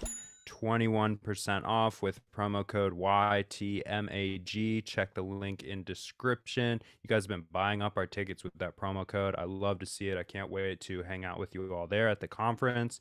I'd like to introduce Nolan, who's going to do a new segment on this show called The Breakup. Nolan makes awesome educational, speculative, explorative Bitcoin content, but I'll let him describe it for you. So how's it going today, Nolan? I love life, Shane. I'm glad to be here and happy to explain it. It's so the point is I call it the breakup. I try to use the frame of a relationship to talk about what's going on with Bitcoin. So it's not about math, let's say. We're dealing with numbers, it's not about math.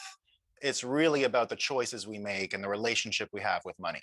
And when I'm contrasting Bitcoin with dollars, it's a totally different type of relationship. No, don't forget, Bitcoin is a psychological commodity, right? We love the math, but that's what makes the psychology behind it strong, right? When we say there's 21 million, people say that so definitively because it forms a kind of bedrock that you can have confidence and you can make predictions out of it, right? They're not changing the numeraire on you. They're not changing the unit by which it's divided, right? So that's one of the things that really helps the Bitcoin, let's call it worldview, right? Let's even take Saifedean's two books, the Bitcoin Standard and the Fiat Standard. These are really two worldviews that are being contrasted.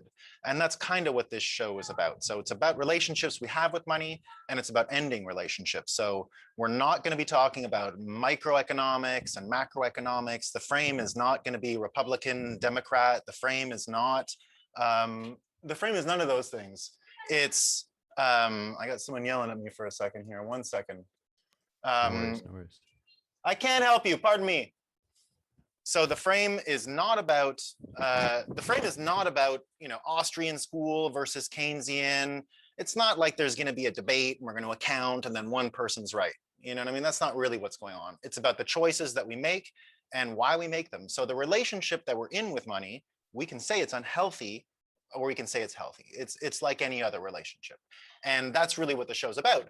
And when I say that, you know, we're not here to really underline the same talking points you get in mainstream media stories. It's not, oh, look at the hot take and they dunked on you. And it's, you know, there's none of this fake decisions, fake binaries, right? So we're beyond the fake binaries. And I think today's example, so I'm gonna apply today's story to, you know, Schadenfreude. So I might be a relationship counselor in this show, right? But I'm not a great person either.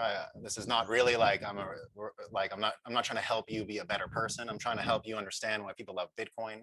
So don't do Schadenfreude. It's one of my big worries about Bitcoiners, that we're so right, and then we're just gonna be happy with other people's misery because they're poor and whatever, and they didn't make choices that we made. So don't do like me, don't have Schadenfreude. But I'm here living as a sovereign individual in Barbados, and sometimes I look at the weather back in New York City, you know, where I used to live. I'm a Brooklyn refugee. I ran out of Brooklyn because of all the craziness. I ran away from the Statue of Liberty as other people used to be refugees there. I got out of there.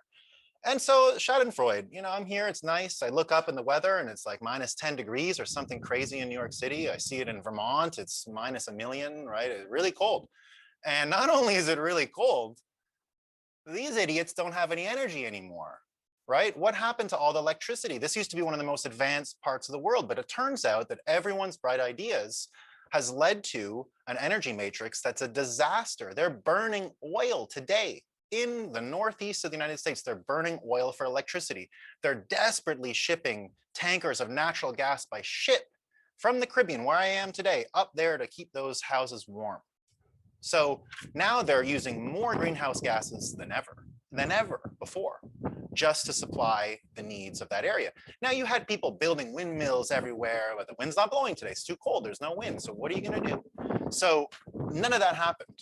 So now you've got a bunch of folks who I think their will is to fight climate change. Let's look at all the science here. We've got a bunch of scientists saying it's happening. I think they got the numbers right. I think they're correct. We can see that anthropogenic global warming is a real thing. And I'm not qualified to say it's not. I see a bunch of people saying it's a real thing, but how we deal with it, that's a practical decision for people who are interested in economics and interested in Bitcoin and financial relationships. So let's look at the relationships which exist. So here's my sort of psychological engine framework that I came up with. And I know you can't read it. It's still a bit of a work in progress. This orange I chose, obviously, to express this relationship. It's the same quadrants, right? You've got the I here, the US dollar, and you've got admin, government, and commercial interests, and you've got a person here. So the bedrock of this system is people, right? They're the foundation. Now, if you contrast that and you look at Bitcoin, you've got Bitcoin as a foundation, and you've got people who can make decisions. Now, the reason I have these two different here, I should explain, because peers are anyone who decides to run a node, anyone who decides to keep a ledger, anyone who decides to participate in the Bitcoin network, all of those people have a particular relationship with the money that they're mining, with the money that they're following, with the money that they're tracking, with the money that they use. And those people then can make certain decisions. Take a miner, for example. They can make decisions with what they do with the yield they get from mining Bitcoins. Now, in this relationship here, we start to see, let's contrast it to what we've got. Let's look at the outcomes, the output of the political system and the financial system in the northeast of the United States. I would say that there's a consensus among the people there to have nuclear power. We saw that even amongst Democrats, from 2018 until now, the appetite for nuclear went from about 37% to about 60%. I'd say the California blackouts and brownouts had a lot to do with the changing perception. There was also information campaigns. It's being discussed a lot more, and it really might be the solution to all global warming troubles. So what we do have is, let's say, a problem with nuclear, and I'll explain why, because it's the relationships with money that end up showing why we've got these problems with nuclear power. So the will is there. Why don't we have more nuclear? Well, here's what happened. So everyone knows we've got a very strong relationship with the US dollar and oil. I don't need to go over that. That's why they're shipping it in right now to fix the electrical problems. There's people who have money and they want electricity. They're going to spend their money. They're going to get electricity. So that's the commercial interest, right? Great. We all get that. No problem. The next one here, admin and government, right? Those are the three participants that really have the more bilateral and direct relationship with money, right? So it's them who get to decide where to put a nuclear reactor, where to build a wind farm. That's why you have all these public campaigns. There is a market for ESG, environmental and sustainable, I don't know what it even stands for, the energy thing with the green stuff and the solar panels and the wind. So there's a market for that. It really is a lot of public policy that drives that market, but it exists nevertheless. So it's there. There is a market. That relationship with money ended up helping people get some of the energy they need. Turns out about 8% today in Northeast, about 8%. All those wind farms in the beautiful Northeast, 8% of energy solved when you really need it. But why isn't there nuclear? Why? I mean, why? Because the people don't actually get a say. There is something called the Nuclear Regulatory Commission. I wish it was the Nuclear Protection Committee and then it would be NPC, but it's not, unfortunately, it's NRC. And the NRC was created in 1975. So 47 years old, if I can do the math quickly, 47 years old. And guess how many nuclear reactors they've approved in their 47 years of history? Guess, zero. They've never done one, right? America now fact check me. I saw this on Twitter. I fact checked a little bit with some Google and da da da. Always fact check my stuff on the show. I did my best to fact check it. I might be wrong. Please go fact check this. I don't want to spread fake news about this, but I understand there have been exactly 0 new nuclear reactors. And recently, as Bitcoiners may have heard or not, Oklo, nuclear small modular reactor out of California, a startup, had a partnership with Bitcoin miner Compass to mine Bitcoins with nuclear reactors when they got permission to build one. Well, they just got denied. The NRC said, get out of here, some blah, blah, blah, blah, blah, blah. They're not going to do it, right? It's not going to happen.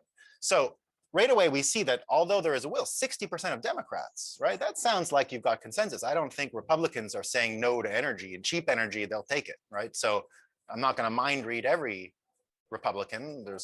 Everyone's different, but I'd say we're in the majority. I'd say if it was a question of people having relationships with money and investment, they could make nuclear happen. But why can't you? Because there is this government agency that says no way, right?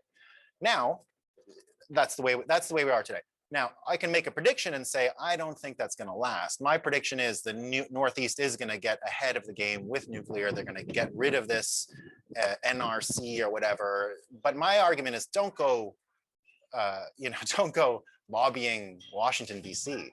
The truth is Bitcoiners will be the largest private purchaser of small modular nuclear reactors in the world. No state will buy as many as Bitcoin miners. It's not even going to be close. Rolls-Royce is selling them right now. They're saying they're looking for buyers. There's cities they think maybe, I don't know, maybe a country will buy them. No. Bitcoin miners are going to buy them. And they don't have to put them near people. They can put them anywhere in the world. Until now, we always thought these nuclear reactors needed to be near city centers because obviously people need them. But when it's Bitcoiners, they don't really need the people to make an excuse to build one. There are places in the world where these nuclear reactors can be placed and used, and they can mine Bitcoin.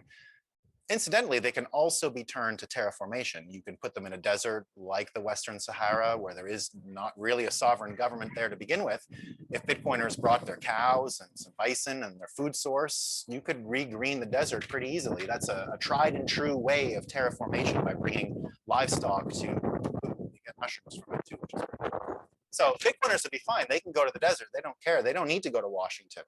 So there's an idea here that comes from that book, Sovereign Individual. I think a lot of Bitcoiners have read that book, but there's a thread I want to bring forward called megapolitics. And that's kind of what the show is about in the end. When we talk about these relationships with money, it's not necessarily about we want this bottom-up situation and everyone has to make a decision and we're going to do it and then it's going to go that way. So it's not about, and even this show, to even bring it back to the original context of the breakup, it's not about trading dollars for Bitcoin. It's not that. It's not about trading dollars for Bitcoin. It's about trading a relationship with money, one for the other. It is about destroying things. It is about building new things. And when you have an entire market of Bitcoin miners that are going to have this bilateral relationship where peers themselves are going to be able to decide the energy matrix, unlike here where the energy matrix money and decision makers, it wasn't the people in a bilateral relationship with their money that was able to make nuclear reactors happen across the American landscape. We'll get there. I think it's just around the corner.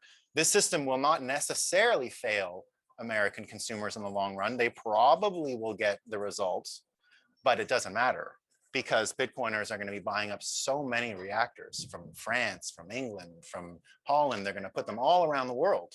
And what permissions America gives won't really be a concern in the end. Nevertheless, we're going to get our nuclear energy and we're not going to have to worry about Northeasterners running out of power during a cold snap. That's not going to happen again. And that's not going to happen if Bitcoiners propel nuclear energy forward, which is really what I hope to see happen. I hope to see Bitcoiners as the main reason why we're able to put small modular nuclear reactors around the world. And in the end, win this war against global warming and all the other trouble. So again, it's about relationships, the show. I'm going to try and take news stories like today, the cold in the Northeast, so basic weather story. And I'm going to try and filter it through these two filters, right? Through the filter of our relationship with the US dollar, relationship with Bitcoin. And the point is really to show that there's a trend here and that it really isn't a choice, right? You know, some stuff, war comes to you sometimes. And not to say that it's war necessarily, but it's a big change. And it's not always one that can be made with just normal consumption habits. It in fact ends up changing the way you consume, which we'll get into more and more often. that's all I got for today, Shane. That's the show. Hey, it was a timely one. I actually didn't have power this morning and almost had to cancel the show. And I live in the Northeast, so I really appreciate this. Yeah. And it's freezing outside. I don't know what I was supposed to do. Just burn my stovetop like gas. Well, the good news is, and it's a shame because let's also remember that the only temperate forest, the great temperate forest left on Earth, is right on your doorstep. It's that forest that goes from Vermont to New Hampshire, all the way up through Maine and New Brunswick and Quebec. There's a lot of northern forest, boreal forests, Canadian shield stuff. There's a lot of rainforest left in large clumps, but there is only one on Earth, that's like that one that goes over Vermont and those beautiful maple trees and all that stuff. That's a great forest. There are little pockets, but a great one. And so what are we supposed to do? Burn it for some electricity? You know what I mean? It's an amazing thing we have, and it's absurd. Yeah, yeah. I appreciate it. I love the ideas. Thanks for coming on, man. We'll I think we'll talk to you again tomorrow for sure. Awesome, Shane. Ciao, man. All right, see you later. All right, guys, I want to take a chance to give you all some Bitcoin as well. On screen, you will see a QR code that will lead you to the Earn Carrot app. First come, first serve on these codes. This code's going to pop up, enter it into your Earn Carrot app, redeem it for some sats. We got a couple more giveaways today for you.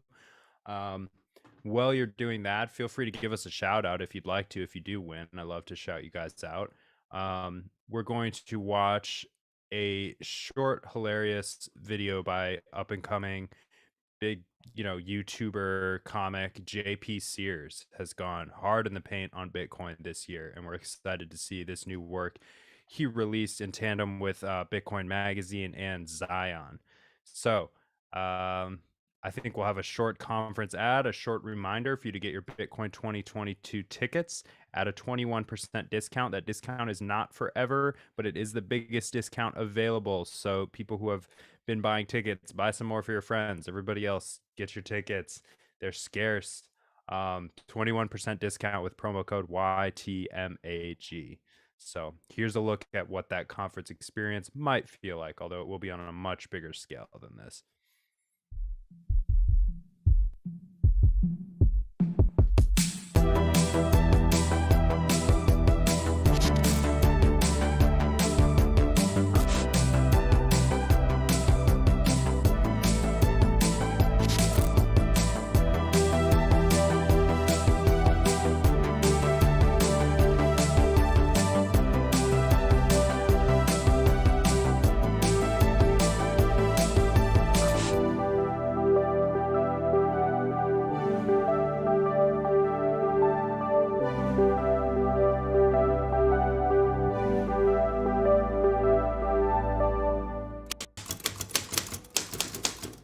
Hey man, have you bought any Bitcoin yet? No, I'm not stupid.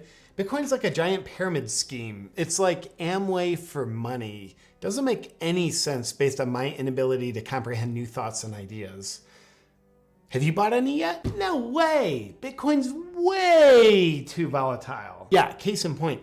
Did you know if you would have put $10,000 into Bitcoin back in 2010, that same $10,000 would now be worth $96,939,950. But that same $10,000 held in US currency since 2010 would now be worth $8,840 after adjusting for inflation. Right, that proves Bitcoin's volatile. And volatile is a word that scares me because I don't have any testosterone in my body. I wouldn't buy Bitcoin even if I wanted to because I don't know how. What do you have to do, like go on the internet to buy it or something? It's so stupid. I'm not gonna do that. Nothing is worth doing if you have to learn how to do it. The price of Bitcoin might be going up exponentially, but that makes me insanely cautious about it for some reason. Well, yeah, that's not how money is supposed to work, right? Normal money is a store of value that continuously loses value. That's how it's supposed to be. I love fiat currency. Storing your value in US currency is like holding ice that melts away in your hand. And I say, good. I want the ice to melt because ice is too cold and not volatile at all. It just predictably melts away. You said it. And with Bitcoin, there's only a finite amount of it that will ever be in existence. And that kind of security is only going to hurt the long-term value of it. Precisely. And did you know 40% of all US dollars in existence were printed in the last 12 months? And that's what makes regular currency so valuable, because they can print an unlimited amount of it, which makes the value of what you hold in that currency go up. Sure, why not? I concur. Inflation's never been higher, and you can't put a price on inflation. Our current administration that's causing inflation told us not to worry about inflation. Therefore, I do not worry about inflation. It feels good to behave the way they want us to behave for their advantage. Plus, CNN put out an article for dumb people about how inflation's a good thing for us. Dude, I loved that article. And a huge problem with Bitcoin is you can't trust it because it's not backed by our government. Whoa. I didn't know it was that bad. It is. Why would you not want a DMV level of intelligent design monopolizing the fate of the only currency you own? Exactly. And another huge flaw with Bitcoin is it's completely decentralized, which means it's missing all of its centralization. Right, so it's kind of like a dog that's been neutered. It's missing its testicles. So am I. Exactly. I heard that layer 2 tech that runs on Bitcoin, oh, like the Lightning Network? Yeah, never heard of it. Me either. But I heard it can not only take the power of currency out of the hands of the corrupt centralized institutions and put it back in the hands of the people, but it can also empower us to do the same with taking back control of free speech and online communication. I think I'm completely unwilling to follow what you just said. Same. I blacked out for a minute. Plus, I think controlled speech is freer than free speech. Because when you're told what you can and cannot say, your mind is freer to think of other things that you also cannot say. And besides, if our government that's currently taking freedoms from us ever decides we need more freedoms, I'm sure they would just give some of the freedoms that they've already taken from us back to us. Well, if history's taught us anything. I have literally never learned a single thing from history. I can tell. And also never have the person whom is myself. Excellent use of the word whom, by the way. Thanks. I don't know why most people don't know how to use it correctly. Whom knows? Do you think you'll ever buy Bitcoin? No, I'm much more committed to being wrong about it than I am to admitting I was wrong about it. I admire your dedication. Will you ever buy Bitcoin in the future? No. I think Bitcoiners are a bunch of freedom-minded conspiracy theorists whom, there it is, think it's better to be in control of their own prosperity and freedom than it is to have centralized authorities and systems be in control of their freedom and prosperity for them. Nut jobs. Oh, looks like Bitcoin just went even higher. I'm afraid of heights, so that sounds terrible. Was that a notification on your typewriter? Yeah, how's that even work? Looks like the US dollar dropped to an all-time low. But at least it's expected to drop even lower. Making history. What have you got planned for the rest of your day? Well, I'm gonna go wait for my next check from the government to arrive. The money from the last check they sent didn't go as far as the money from 2 checks ago they sent for some reason. Sounds like they should just print more money so they can send even more of it out. They are! Well, problem solved. I love how enslaved you are to the old system. Thank you. Hey, one more thing, my friend. I want to let you know this video is sponsored by Zion. And on behalf of Zion, myself and the founder of Zion, Justin Rizvani, are proud to announce that we will be speaking at the Bitcoin conference in Miami, Florida, April 6th through the 9th. Hello, JP. I didn't know you're a Bitcoiner. Well, yeah, I am. I think the future of social is being built on Bitcoin. And plus, I'm not an idiot. So personally, I can't wait to be at the Bitcoin conference. And if you would like to go, the place to get tickets is b.tc/conference. And be sure to use the discount code Zion to get yourself 10% off the ticket price. I'll see you there.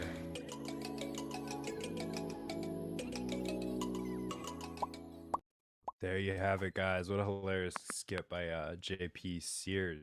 Go ahead and get your conference tickets and come hang out with him in Miami, April 6th through 9th. It's going to be a blast.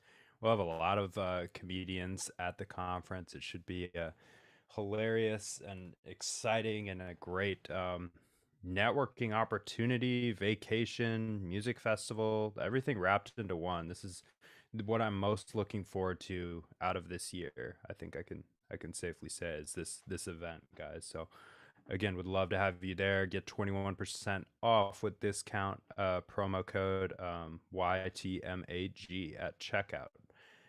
And without further ado, here is some more street interviews with Miami native on the ground, Isabella Santos, out there educating people about Bitcoin and Bitcoin 2022, which is coming to her hometown in just, I think, 79 days. So here's a great new segment, new set of clips from Isabella. Let's go! Let's go! It's your host, Isabella Santos, and we're here in Crazy About You to find out, do people really know about Bitcoin and the Bitcoin conference? Let's go check it out.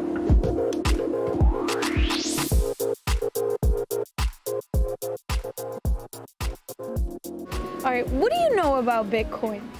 I'm not sure what Bitcoin is exactly. I know it's a cryptocurrency and its value fluctuates, but I don't know much else about it.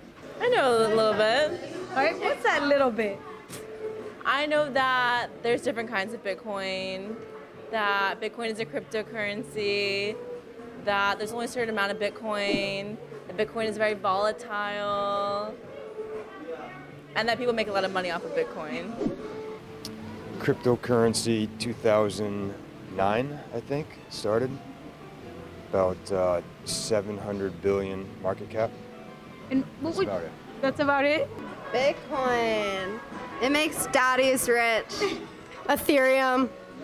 All right. And what's the difference between Ethereum and Bitcoin? Oh.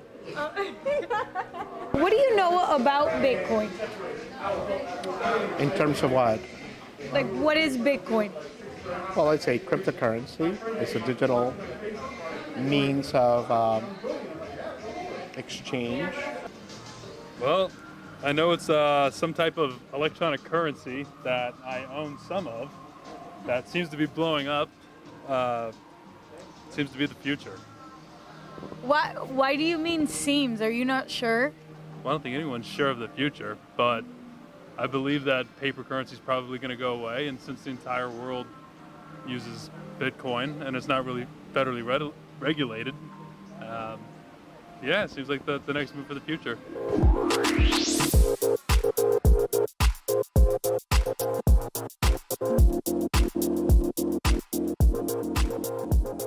I have some Bitcoin, yes. Cryptocurrency, it's here to stay. It's the future. It is really a decentralized system for barter to exchange things. Did you know the Bitcoin conference is happening here in April? I did not. Well, it is. The 6th and 9th, where you can learn why Bitcoin is better than all the other coins. Are you going to invite me to it? I'm going to give you a discount code. Are you ready? Sure. Well, you know what I'm sure of? What are you sure of? The Bitcoin conference that's happening right here in Miami, April 6th and 9th. Are you going to go? I am now. You have to. Then you'll be 100% sure of what is Bitcoin. Who am I going to meet? You're going to meet me and Michael Saylor. Then you're going to meet so many other Bitcoin influencers like Alex Vetsky. Looks like I'm going to the Bitcoin conference. Exactly. You'll get a discount code, YTMAG. Hey. Yeah. Just if you're watching, and you for participating in the street interviews, you can go and buy your ticket right now. It's in Miami Beach Convention Center. And you know what else? What else? There's a festival too. Oh, Bitcoin to the moon! I'd love to learn something new about Bitcoin. You'll learn everything you need to know about Bitcoin April 6th to the 9th in the Miami Beach Convention Center. The root of all evil in the world is money, and Bitcoin is transparent. So if it's evil, then let them be transparent about the evilness, versus it being opaque, where we don't know who's printing the money, who's getting the money. And in America, it's disgusting. What? Elon, Bezos, and Gates own 70% of all the wealth of every American. God bless them, but it's fucking disgusting, right? They've earned it. Hard work. Yeah, sure. They have discipline. Discipline, hard work, meditation, They provide millions of jobs to millions of Americans. I see nothing wrong with that. Nothing wrong with that. Yeah, just capitalism. Nothing wrong with capitalism. But it has to be fair capitalism. Exactly. Right? That's a keyword, fair. And what's the difference between Ethereum and Bitcoin? One's better. Okay, so since you guys don't really know much about Bitcoin, would you guys be interested to come to the Bitcoin conference?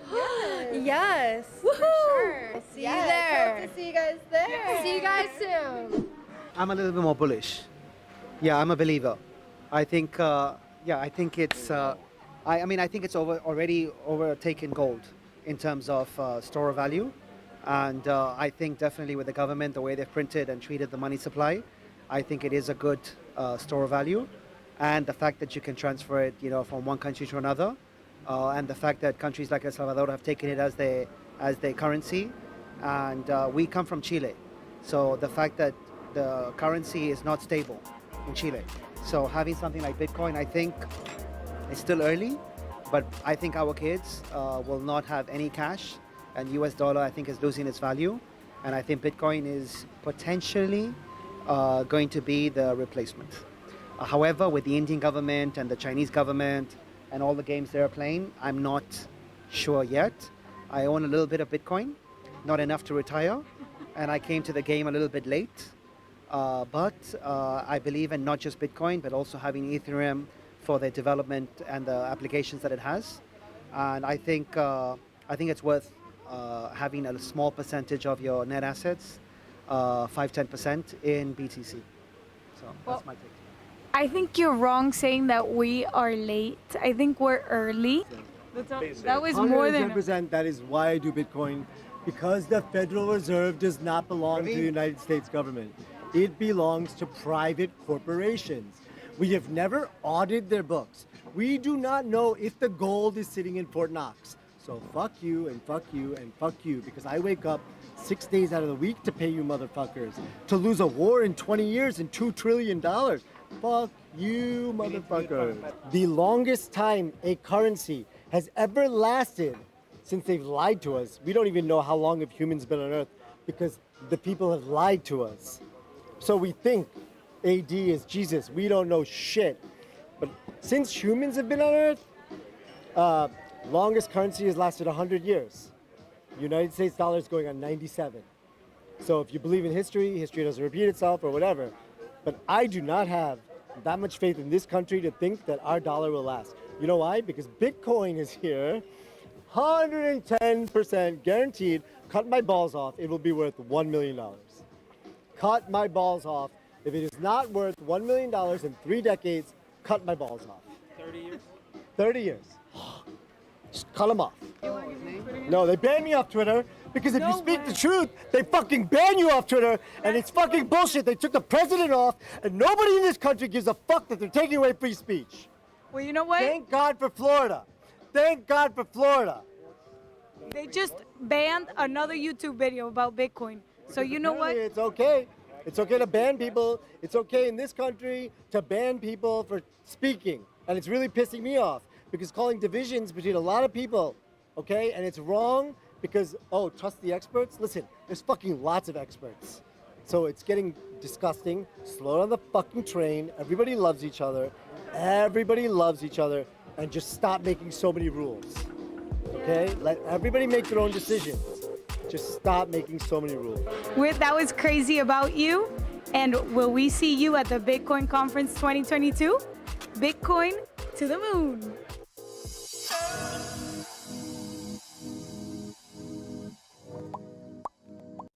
Well, there you have it, guys.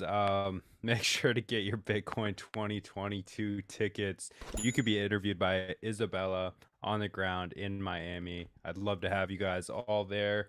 I hope this guy's predictions are right for his sake as well as all of ours. Although I do like accumulating Bitcoin at these low levels of $42,000. That's all we've got for you today. I think we're back tomorrow at 1 p.m. Eastern. Looking forward to it. We have a great show lined up for you. So take care, guys. Until then, keep stacking stats.